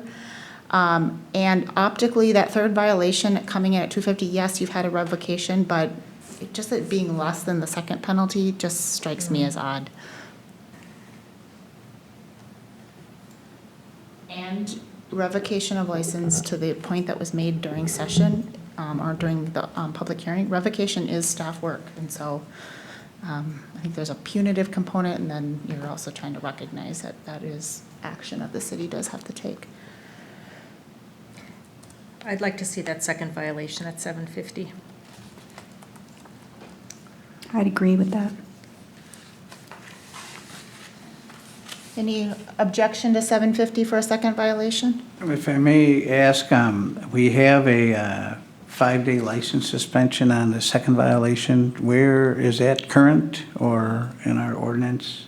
And where do we come? What I'm wondering here is if we're better off with a bigger financial or a bigger suspension to drive drive it home. And the first violation I can see would be a financial, but the second one, I think we need to drive this home because on your third strike, your license is revoked, regardless of fine. Having sat in the seat of somebody who has to make a license decision on a second, so second in 24 months, I have a hard time revoking a license in 24 months, completely revoking. For the third? I agree. I mean, for some of our high-volume retailers, yeah, I struggle with a complete revocation. Now, if we wanted to bump that to 10 days, or, a greater license suspension period for the second period, I'm not saying to revoke on the second. Okay. I'm just I asking, misunderstood you. yeah, what I'm asking is we have a 5-day suspension in here. Instead of possibly raising the fine, should we increase the Yeah. suspension period of time? I would be okay with that. I'm wondering which way is more impactful to the business owner. Would you like me to say something? Yes, I would. Okay. Would you please step up, Come to though? the podium, though, please.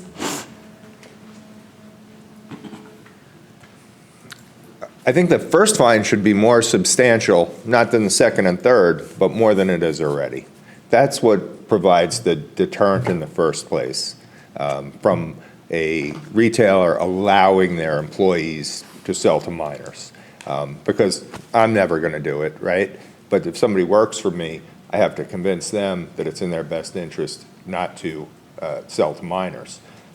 In my case, not really an issue, but for all these kids that work in gas stations all over town, their friends come in, those kids don't care about the fine no matter what it is. So it should have more of an impact on the business owner or the retailer. Complete revocation of the license, I understand why you don't want to do that. You have companies like Quick Trip, who you definitely want to keep in town, and you're not going to take their license away, regardless of how many of their employees might make that mistake. After a third, what? Uh-huh.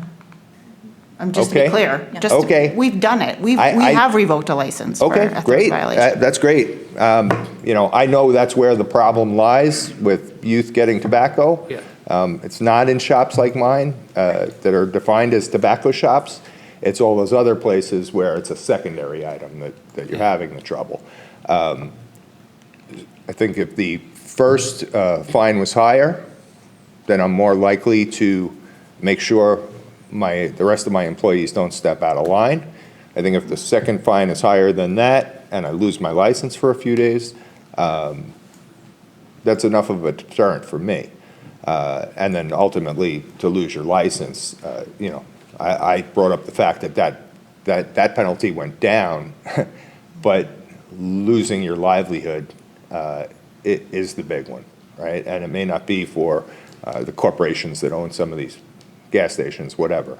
But for a guy like me, that's definitely a deterrent, losing the license. Even if I lost it for 2 days, how am I going to feed my family this week if I lose my license for 2 days? That's 2 days worth of business that is equal to more than, what I would take home for the week, so.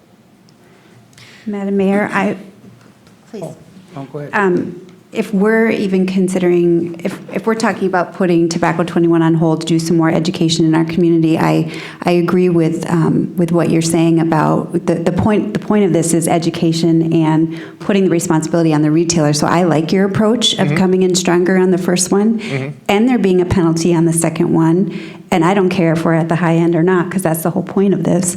And the license suspension, and maybe it's 10 days. And then the third time, the revocation, because that is the whole point of this. Agree.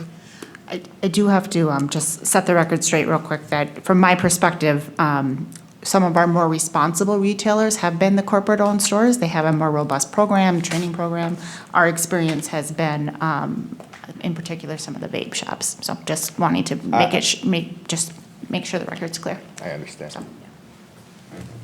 Thank you.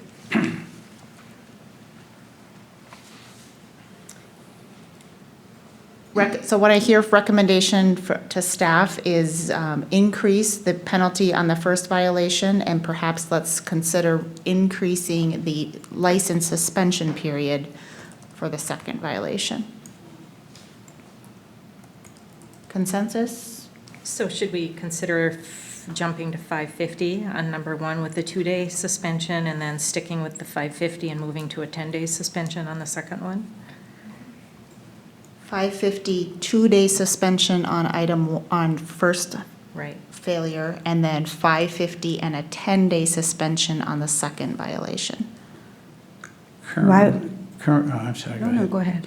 If currently the first violation is only a fine if they pay it, there is not a suspension Correct. if they pay it To- in that. Oh, that's correct, yeah. So would there be a reason we wouldn't also increase the fine as well on the second violation, as well as a longer suspension?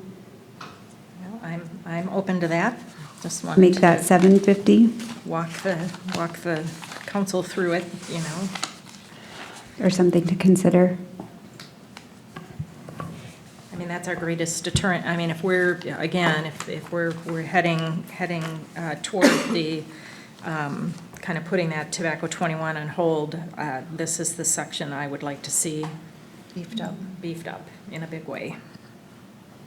So moving to 550 for first violation with a 2-day suspension, even if they pay. So we're kind of removing that language around failure to pay the administrative penalty. And then second suspension would be 750 and 10 days. I think the question council has to ask themselves is, somebody will get nabbed, and are we willing to enforce that? I think that is the question, because Councilmember Husnick and I have both had to do this. And when there's a business owner standing in front, it's a tougher decision. So personally, I can support that. I think this is a strong message to retailers that we are counting on you. I've always believed in second chances. And the other issue that you and I had to deal with, we gave them a second chance, and they did it again, and we actually gave them a third chance within days. I mean, and that's really what happened there. That's why the second chance, I don't know why we have to be any more than what's listed there. In other words, it'd be that first violation. The second violation, I can understand, increasing that a little bit, but I do believe in second chances because of some minor thing that happened that could cause that situation. I don't know. That's just me. But, I but get. the second time, we should come down on them, I really do.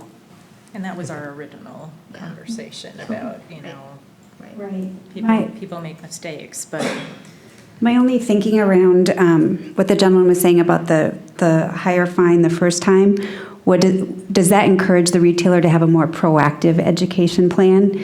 I mean, I'm trying to look at this from a proactive point of view of, well, geez, Forest Lake's got a really hefty fine. I really need to educate, these folks coming in who are working for me instead of, oh, shoot, we got that fine. Oh, now we need a better robust. I mean, I think that's the whole point we're trying to make is education. So that's just my thoughts. I don't know. Yeah, Mayor, Absolutely. I'm all, I totally agree with Councilman Husnick on second chances, but I think we should give at least a day for the first violation. And it's not so much for the retailers, but for the employees to understand that the retailer is serious, that the owner is serious. And if you want to straighten someone up, find out they can't do something for a day, and that'll reverberate through in my opinion, through the whole organization. Yeah, the point has to be driven to that, as far as the retailer or the owner or the boss, whatever you want to call them, the buck stops there, and there's a ripple effect when an employee screws up, and So what I hear is consensus perhaps is, and maybe this is the item where we toss it over to staff and council thinks about it, is a one-day license suspension of, it is business interruption, there is a notable event that has happened, it sends the message, and then that is increased significantly with the second violation. It's perhaps food for us to all think about over the next couple of weeks as this comes back. Okay. we don't need this piece solidified, Dan, at this point, in your opinion, or Bridget? Mayor, members of the council, if there's some discussion or if there's some additional information the council would like, we can certainly try and do some additional research and perhaps present some options to council. Ultimately, prior to finalization, this was one of those pieces we'll need to have nailed down. So part of it also is probably a consideration of how council wants to proceed, and I'm sure Dan will talk about it later with a lot of these different revisions, how it wants to view this before it might be brought back for adoption, whether that's work session or another council meeting, with the plan being to adopt at a different one, whatever council might decide is the best way to synthesize all of the information and propose changes that are coming out of this tonight. For me personally, this is an item I'd like to ponder over and think about over the next couple of days, and just give it that gut check when it comes back again from staff. Okay. So are we in general, however, I'm a little unclear here, are we in general, however, saying increased fine, one-day license suspension for the first violation? Yes. Increasing that fine further and increasing the license suspension from 5 to 10 days? I mean, we've had a lot of discussion. Yes. We've thrown out a lot of numbers, right? I don't have a problem with that, no. So $750, 10-day suspension for second violation? Yep. Correct. And then third violation, it's the revocation. What about the fine? Do we want to hold that? Do we want to hold the $750 fine? In my opinion, it's at least the second violation fine, $750, another $750 plus license revocation. And then we can kind of ponder it, and at least we've got something to ponder. Yes. Solid. I don't know if we need a fine personally on the third one, because we've pulled the license and their livelihood is done in that arena.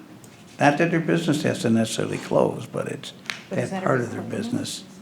Maybe it's like what's stated here, an administrative, because there's still work on the city staff's end. Yeah, that's fine. So, Mayor, members of the council, there is a reference in state statute to that minimum administrative penalty of $250. That's where that language came from. Okay.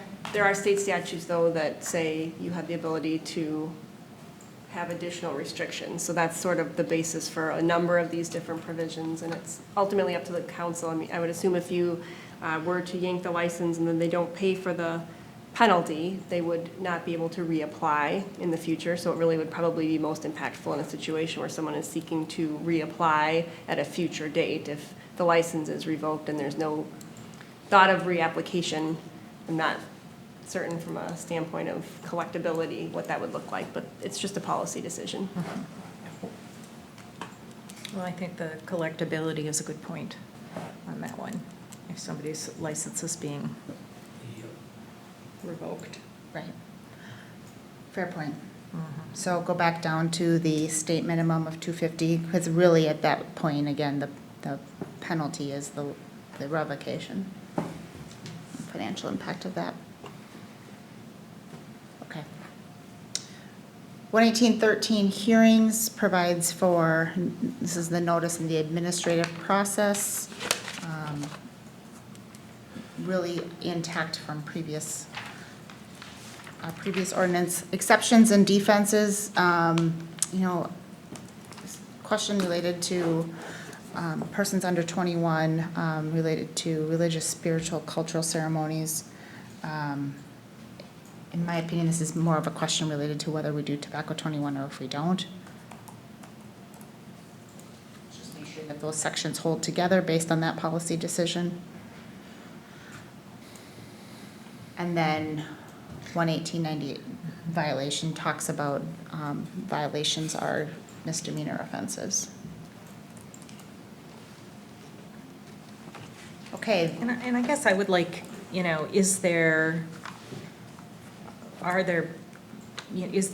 good language or that 118.14 section, are other people including this, other communities including this? What does that look like?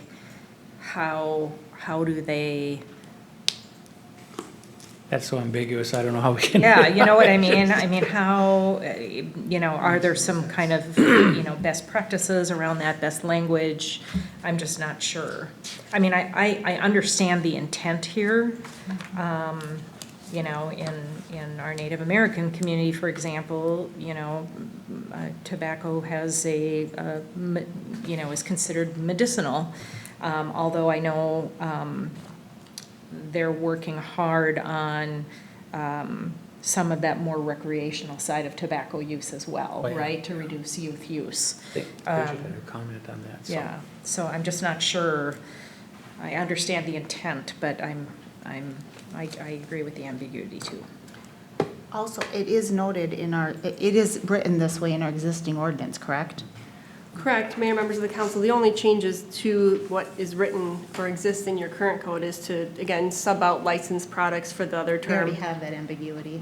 And the 21 years of age. If I may, there are sort of two kind of probably driving factors behind this, and with respect to how other communities do it, staff can certainly, we can look it up, but 609.685 contains an exemption. Again, this is the state statute regarding tobacco use that specifically refers, and I'm quoting the statute, about an Indian may furnish tobacco to an Indian under the age of 18 if it is furnished as part of a traditional Indian spiritual or cultural ceremony. Then there's some definitions therein.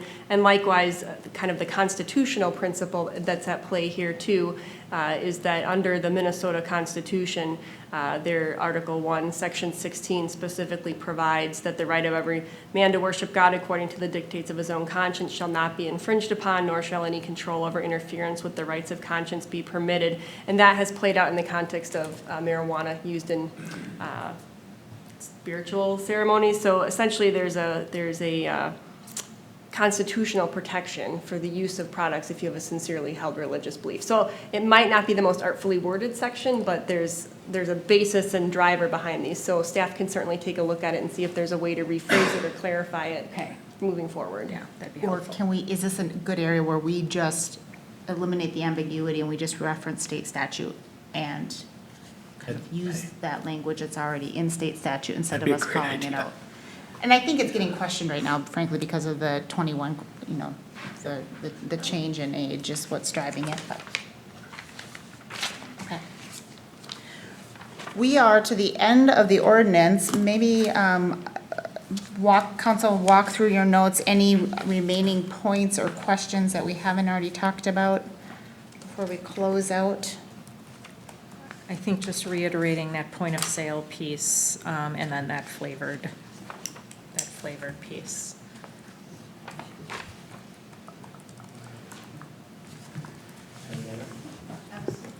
Yes, Just a point of clarification. Since this ordinance is pretty detailed as far as going either 18 or 21, I'd like a discussion whether you want us to bring it back to the workshop as 21 or 18. Because that will really change how the ordinance reads and what's Yes. changed and how things are reflected, so.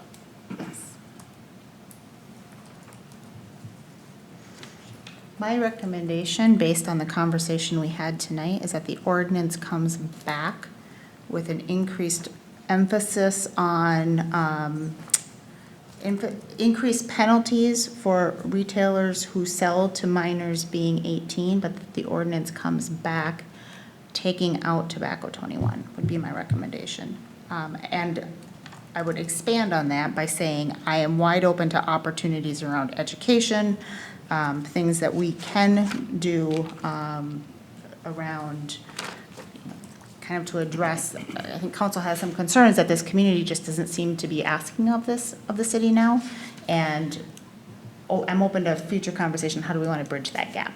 And we heard here tonight that the community is asking this, and I have heard the community asking for this. We just don't have consensus. Thank you, yes. Yep, Around that's a better this way to state issue it. at a community level. Yep, So, that's a better way to state it. You know, so, you know, you listen to a constituency, I listen to a constituency, and, you know, we might be on opposite ends of this issue.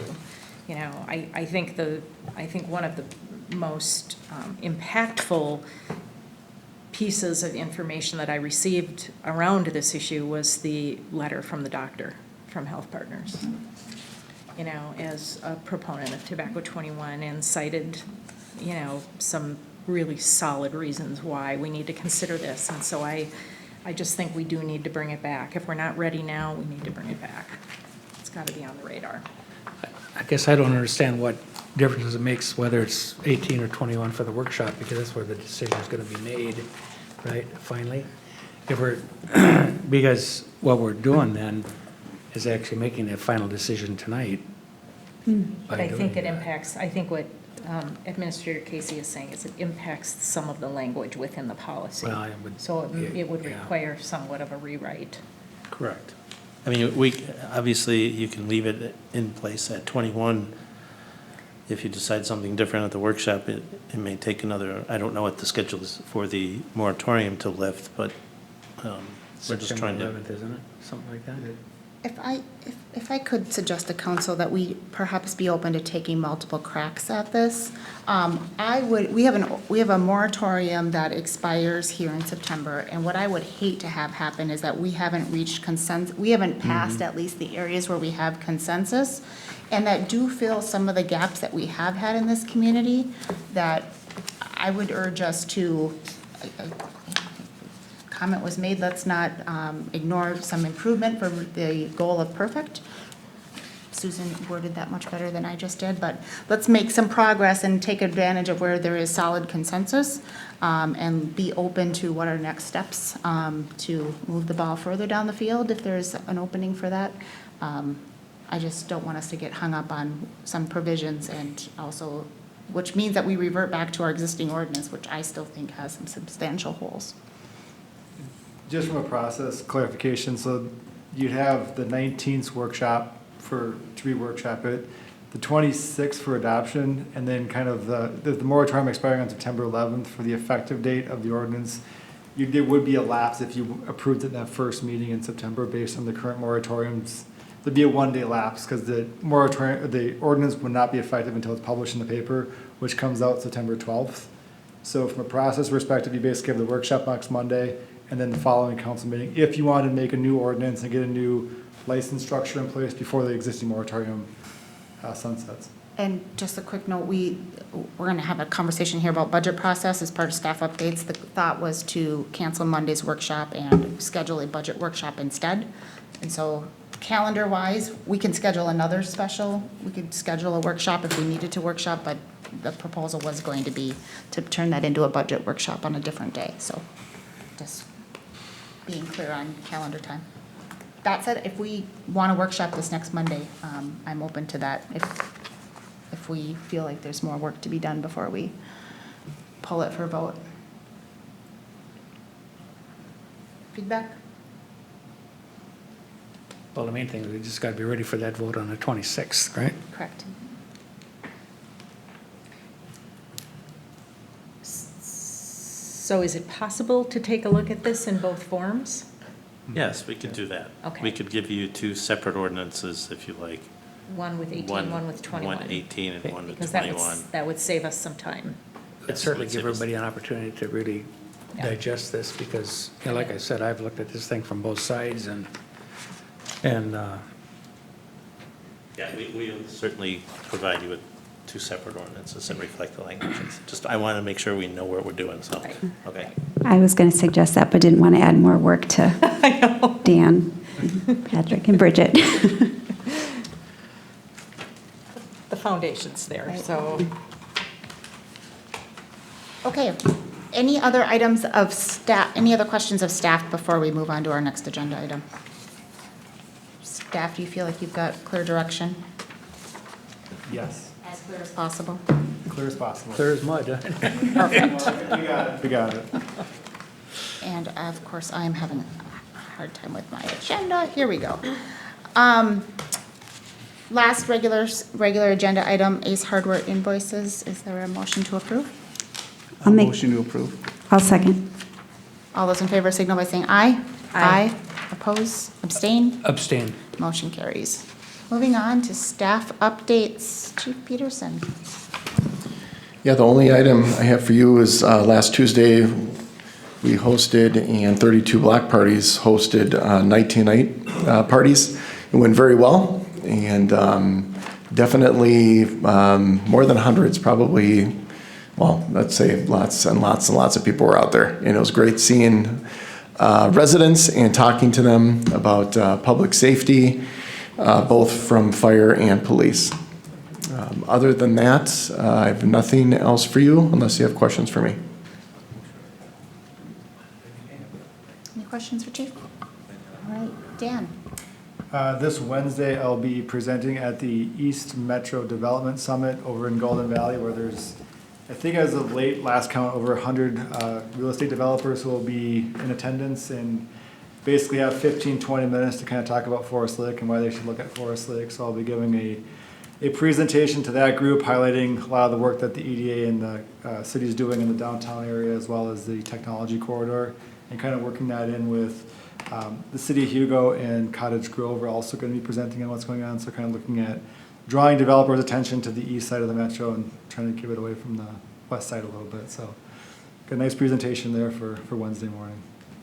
Very good. Cool. Sandy. Other than making sure that budgets are finalized for our meeting, I have nothing else to add. Very good. Thank you. Karen. Pass. Very good. Patrick. Yes, a couple of things. First, I would like to thank the community and Karen and all the staff who had to go through the garbage switchover. It's been quite interesting, and believe it or not, it's gone fairly smooth for quite an endeavor. Republic's still trying to catch up with all the voicemails and emails, but I think for the most part, they did a pretty good job for this. So, second is we were ready to present some budget information and talk about setting the levy for 2020. We have some initial dates that we'd like to put forward, and I will send you out an email with these dates if there's conflicts. But the thought was that we, until tonight actually, we would cancel the 19th workshop meeting and possibly put that on the 22nd, Thursday at 6 p.m. And I'm not sure if that's available. Follow that up with the September 9th meeting. Early meeting before the city council, 6 p.m. would cancel the EDA commission and go to the 6 o'clock budget. Followed by the September 16th workshop, again, starting at 6 o'clock, and then On the meeting on the 23rd, we would then adopt the preliminary levy. So that's kind of the schedule we have put out. I will put this in writing for you and send it out. If there's conflicts or issues, let us know as soon as we can. But that's a tentative schedule we've came up, and if we need to change a date or two, we will try to do that. That's all I have. Bridget. No update, Your Honor. Thank you. Ryan? Mayor, City Council, it's been a while, but a lot of stuff's been going on this summer. The street projects have been going pretty well. I see that a lot of pedestrian facilities along 15th Avenue and 11th Street from St. Peter's Church down to BP gas station are being significantly used, so that's great, seeing that. A lot of development activities in progress. Wednesday is going to be a big shift with the MnDOT ramps. Now, I've heard and read that the variable message signs are now reading the 15th. I didn't see that, but I couldn't get a hold of MnDOT today to verify that 100%, but either the 14th or the 15th, they'll be closing the on and off ramps of 35 northbound at 97 and detouring traffic to avoid that, to make the shift over here, and that'll last up to 40 days. So you'll either have to get off down in Lino Lakes, Hugo, and come up and around. You can go both west or east and then drive parallel with 35, or you can go up to Broadway Avenue and go from there, or along Highway 8 as well. So next Monday nights at 5 p.m. we'll have our ADA transition plan open house. That kind of be our last step before the final adoption by the City Council. Therefore, we would have fulfilled that requirement and stay eligible for federal funding, and we are receiving federal funding for our 2020 roundabout project at Goodview. So a lot of things going on. If you got specific questions, feel free to reach out. I don't know exactly what you want to know or don't know, but it's busy out there. So I did have a resident inquiry around that closing and its impact on our ability to address some public safety concerns, accidents, response times. I'll just make a quick comment on that. I know Chief Peterson and Chief Newman have been attending a bunch of project management team meetings or technical advisory committee meetings. And they've talked about that through the mutual aid.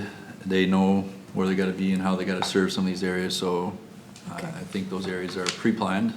Wonderful. And in the event bad situations occur, where to close down the road and then drive the wrong way down the road to get to a spot if they had to. But any more information on that? Yeah, Chief Newman and I have been attending many of these meetings, and they go back literally a couple of years already, giving our input in regards to road closures on I-35, how it's going to affect us here in Forest Lake on 97, 61, and 8. We definitely have seen an increase, and I'm sure as everybody else has in the city here, on the impact on 61 Broadway and 97. Like I said, MnDOT takes our input very seriously. Our concerns about if there is a critical incident, an accident, or something that occurs anywhere in Forest Lake and beyond our borders, as the fire department, of course, also responds to Columbus. And so we do have different plans in place. And then I guess to reiterate what you were saying, definitely just want the residents and citizens that come to visit us here in Forest Lake know that you do need to slow down, you need to take your time, you need to be patient, and just be very careful around those roundabouts, especially downtown at the roundabout. I just actually had a couple of people come in today, and we're talking about their concerns about safety crossing at Broadway and 61 and speeds along 61. And we're definitely out there enforcing. You've probably also seen Minnesota State Patrol has been out there. We forwarded on our concerns with them, and they're sitting out there as well. So hopefully that answered some of your questions. Very helpful. Thank you. Dave. Just one update. Myself and a representative from Bolton Bank are going to meet with Race Creek Watershed District tomorrow. We're going to start trying to form some type of a partnership to do some water planning for the southwest area, the Fenway, 190th, 180th, to try to get ahead of development and try to come up with regional ponding or to get some ditching and water modeling down there to try to get ahead so we can come up with a plan before development spurs. So I'll report back and keep you updated on that as we kind of work through that. That's all I have, unless you have anything else for me. Paul, Councilmember Gerard. I attended a watershed meeting at the end of last month. We had a little time off since then. Went well. They got a lot of projects going on, a couple of minor issues that I'll deal with Administrator Casey, and we'll get it all resolved. So no issues. Very good. No updates. Very good. Councilmember Byström.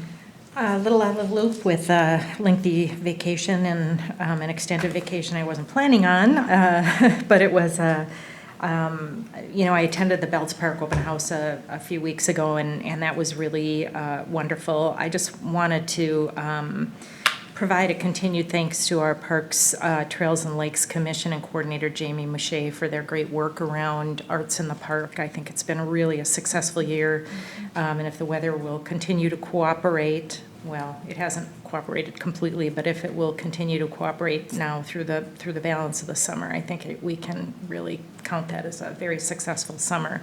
I've had wonderful feedback on the music down there this year. It's been fantastic.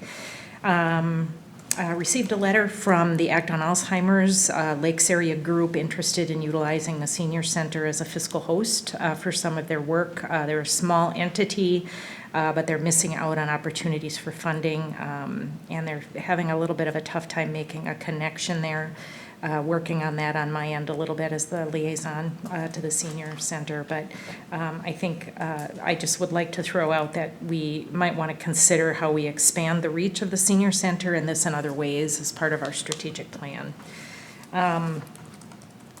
The YMCA has a wellness week for City of Forest Lake staff this week, so they have an opportunity to attend and participate in all activities at no charge. And I know that that's probably been distributed to staff far and wide, but I just wanted to mention that the Y is working hard or working close with City to ensure access there and opportunities to experience all the Y has to offer. And then just citizen communication around the tobacco ordinance and the refuse and recycling transition, and have rolled a lot of that up to staff. And I too want to thank city staff for their hard work on this and the responsiveness to me. I feel like I've been sending a million questions, and they're right on it back to me with answers, and I have really appreciated that. So good work. Thank you. Councilmember Huston. Okay, thank you.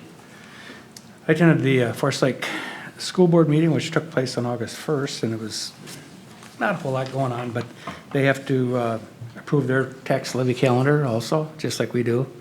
And there was some board member liaisons, and there wasn't a whole lot on their agenda that was really earth-shattering. So the superintendent's report, proposed adjustments of school board meeting dates, stuff like that. So anyways, then last Wednesday, I attended the Airport Commission meeting. I'm liaison there, and we talked about several different things. A couple of things that are coming up that we need some maintenance done out there that the state of Minnesota is more than willing to participate in. And the cost to the city will be like 5 cents on the dollar. So we'll be going over that. That'll be, hopefully that'll be come in front of the council at the next regular meeting. And there's a better explanation of all that. And then I did a fairly long talk about when Mara Bain and Patrick and we all met together and talked about some things out there and about funding and what's going to happen if we do sell the 123 acres and that kind of thing. Because we take the farm income off of that into the airport. So a bunch of things like that. And so that was pretty much it. So thank you. Very good. I attended Nights Unite. Thanks for all of it's kind of an all hands on deck night for our public safety, both fire and police, and appreciate getting out to all of the neighborhoods and for all the neighborhoods for hosting. It's always a great evening. Also have fielded a fair number of resident questions around trash, and many thanks to city staff on being on top of that, and look forward to getting through this transition period. Quick maybe recap, so strategic planning sessions, we just recently had our last staff kind of council level strategic planning update. We are waiting for notes to come back on kind of the layout of those top priorities. And we worked, as council remembers, we worked through kind of the first layer of to-dos, and that will then get cascaded into kind of a full-blown plan. So we are waiting for that initial feedback to come back from Big River, and then we will be taking it of, okay, what happens next. So that should be well positioned to get distributed to council as we're preparing for these budget conversations. So while not all of the documentation is I's dotted, T's crossed, I feel like a lot of the work has been done, and we're kind of we'll get that documentation out, and I assume that this is going to take at least another round of council workshop to feel like we've got a completed document. So more to come on that. We did an EDA workshop this evening that walked through kind of an update and preparation for budget of next priorities. Good news for council is that there is a lot of alignment between EDA objectives and a lot of what came out of the council strategic planning, so it's kind of fun to see those things come together. Next step is for council to take that and then make some specific budget recommendations for the EDA 2020 budget. And then last thing that council will remember, when we did initial workshop assignments at the very beginning of this council period, we've noted that we've needed to have a kind of a reinstitution or a reevaluation of the Human Rights Commission. That is a commission that has been on somewhat hold for a number of months. There's a number of opportunities for us to partner with some other community groups, and in particular, the school district is going to be partnering with the YMCA on an inclusion group and doing some work in partnership with the YMCA. We are going to be getting an invitation to the table of the city of Forest Lake, as is all of the cities in the school district, and I think there's some great opportunities for us to partner together there, and then that will be great input for what we want to do next for Human Rights Commission. So I know it's been an open item, and I'm happy to have something more tangible here to report in likely the next month or so as we see how this program may come together with that partnership. So more to come. And with that, we are going to move into our final agenda item, which is a closed session. Councilmember Byström, do you want to close our session for us? And for anybody that's watching, we are not taking any action tonight. We will close the session, go into closed session, we will come back, reopen, and then just adjourn from this room. So this will be the last action item of the evening. Well, this will be the last discussion of the item of the evening, and there will be no vote taken. I move to close the meeting pursuant to Minnesota Statute Section 13D.03, Subdivision 1B, to consider strategy for labor negotiations, including negotiation strategies or developments or discussion and review of labor negotiation proposals conducted pursuant to Minnesota Statutes Section 179A.01 to 179A.25 with the following unions: Law Enforcement Labor Services Local Number 326. The closed meeting will be held in the Forest Lake Room and will commence immediately. Once the closed meeting is completed, the City Council will reconvene the open meeting portion of tonight's City Council meeting in council chambers. There being no further items on the agenda, once back in open session, the council will simply adjourn the meeting. I'll second it. Motion and a second. All those in favor signal by saying aye. Aye. Opposed? And we're in closed session.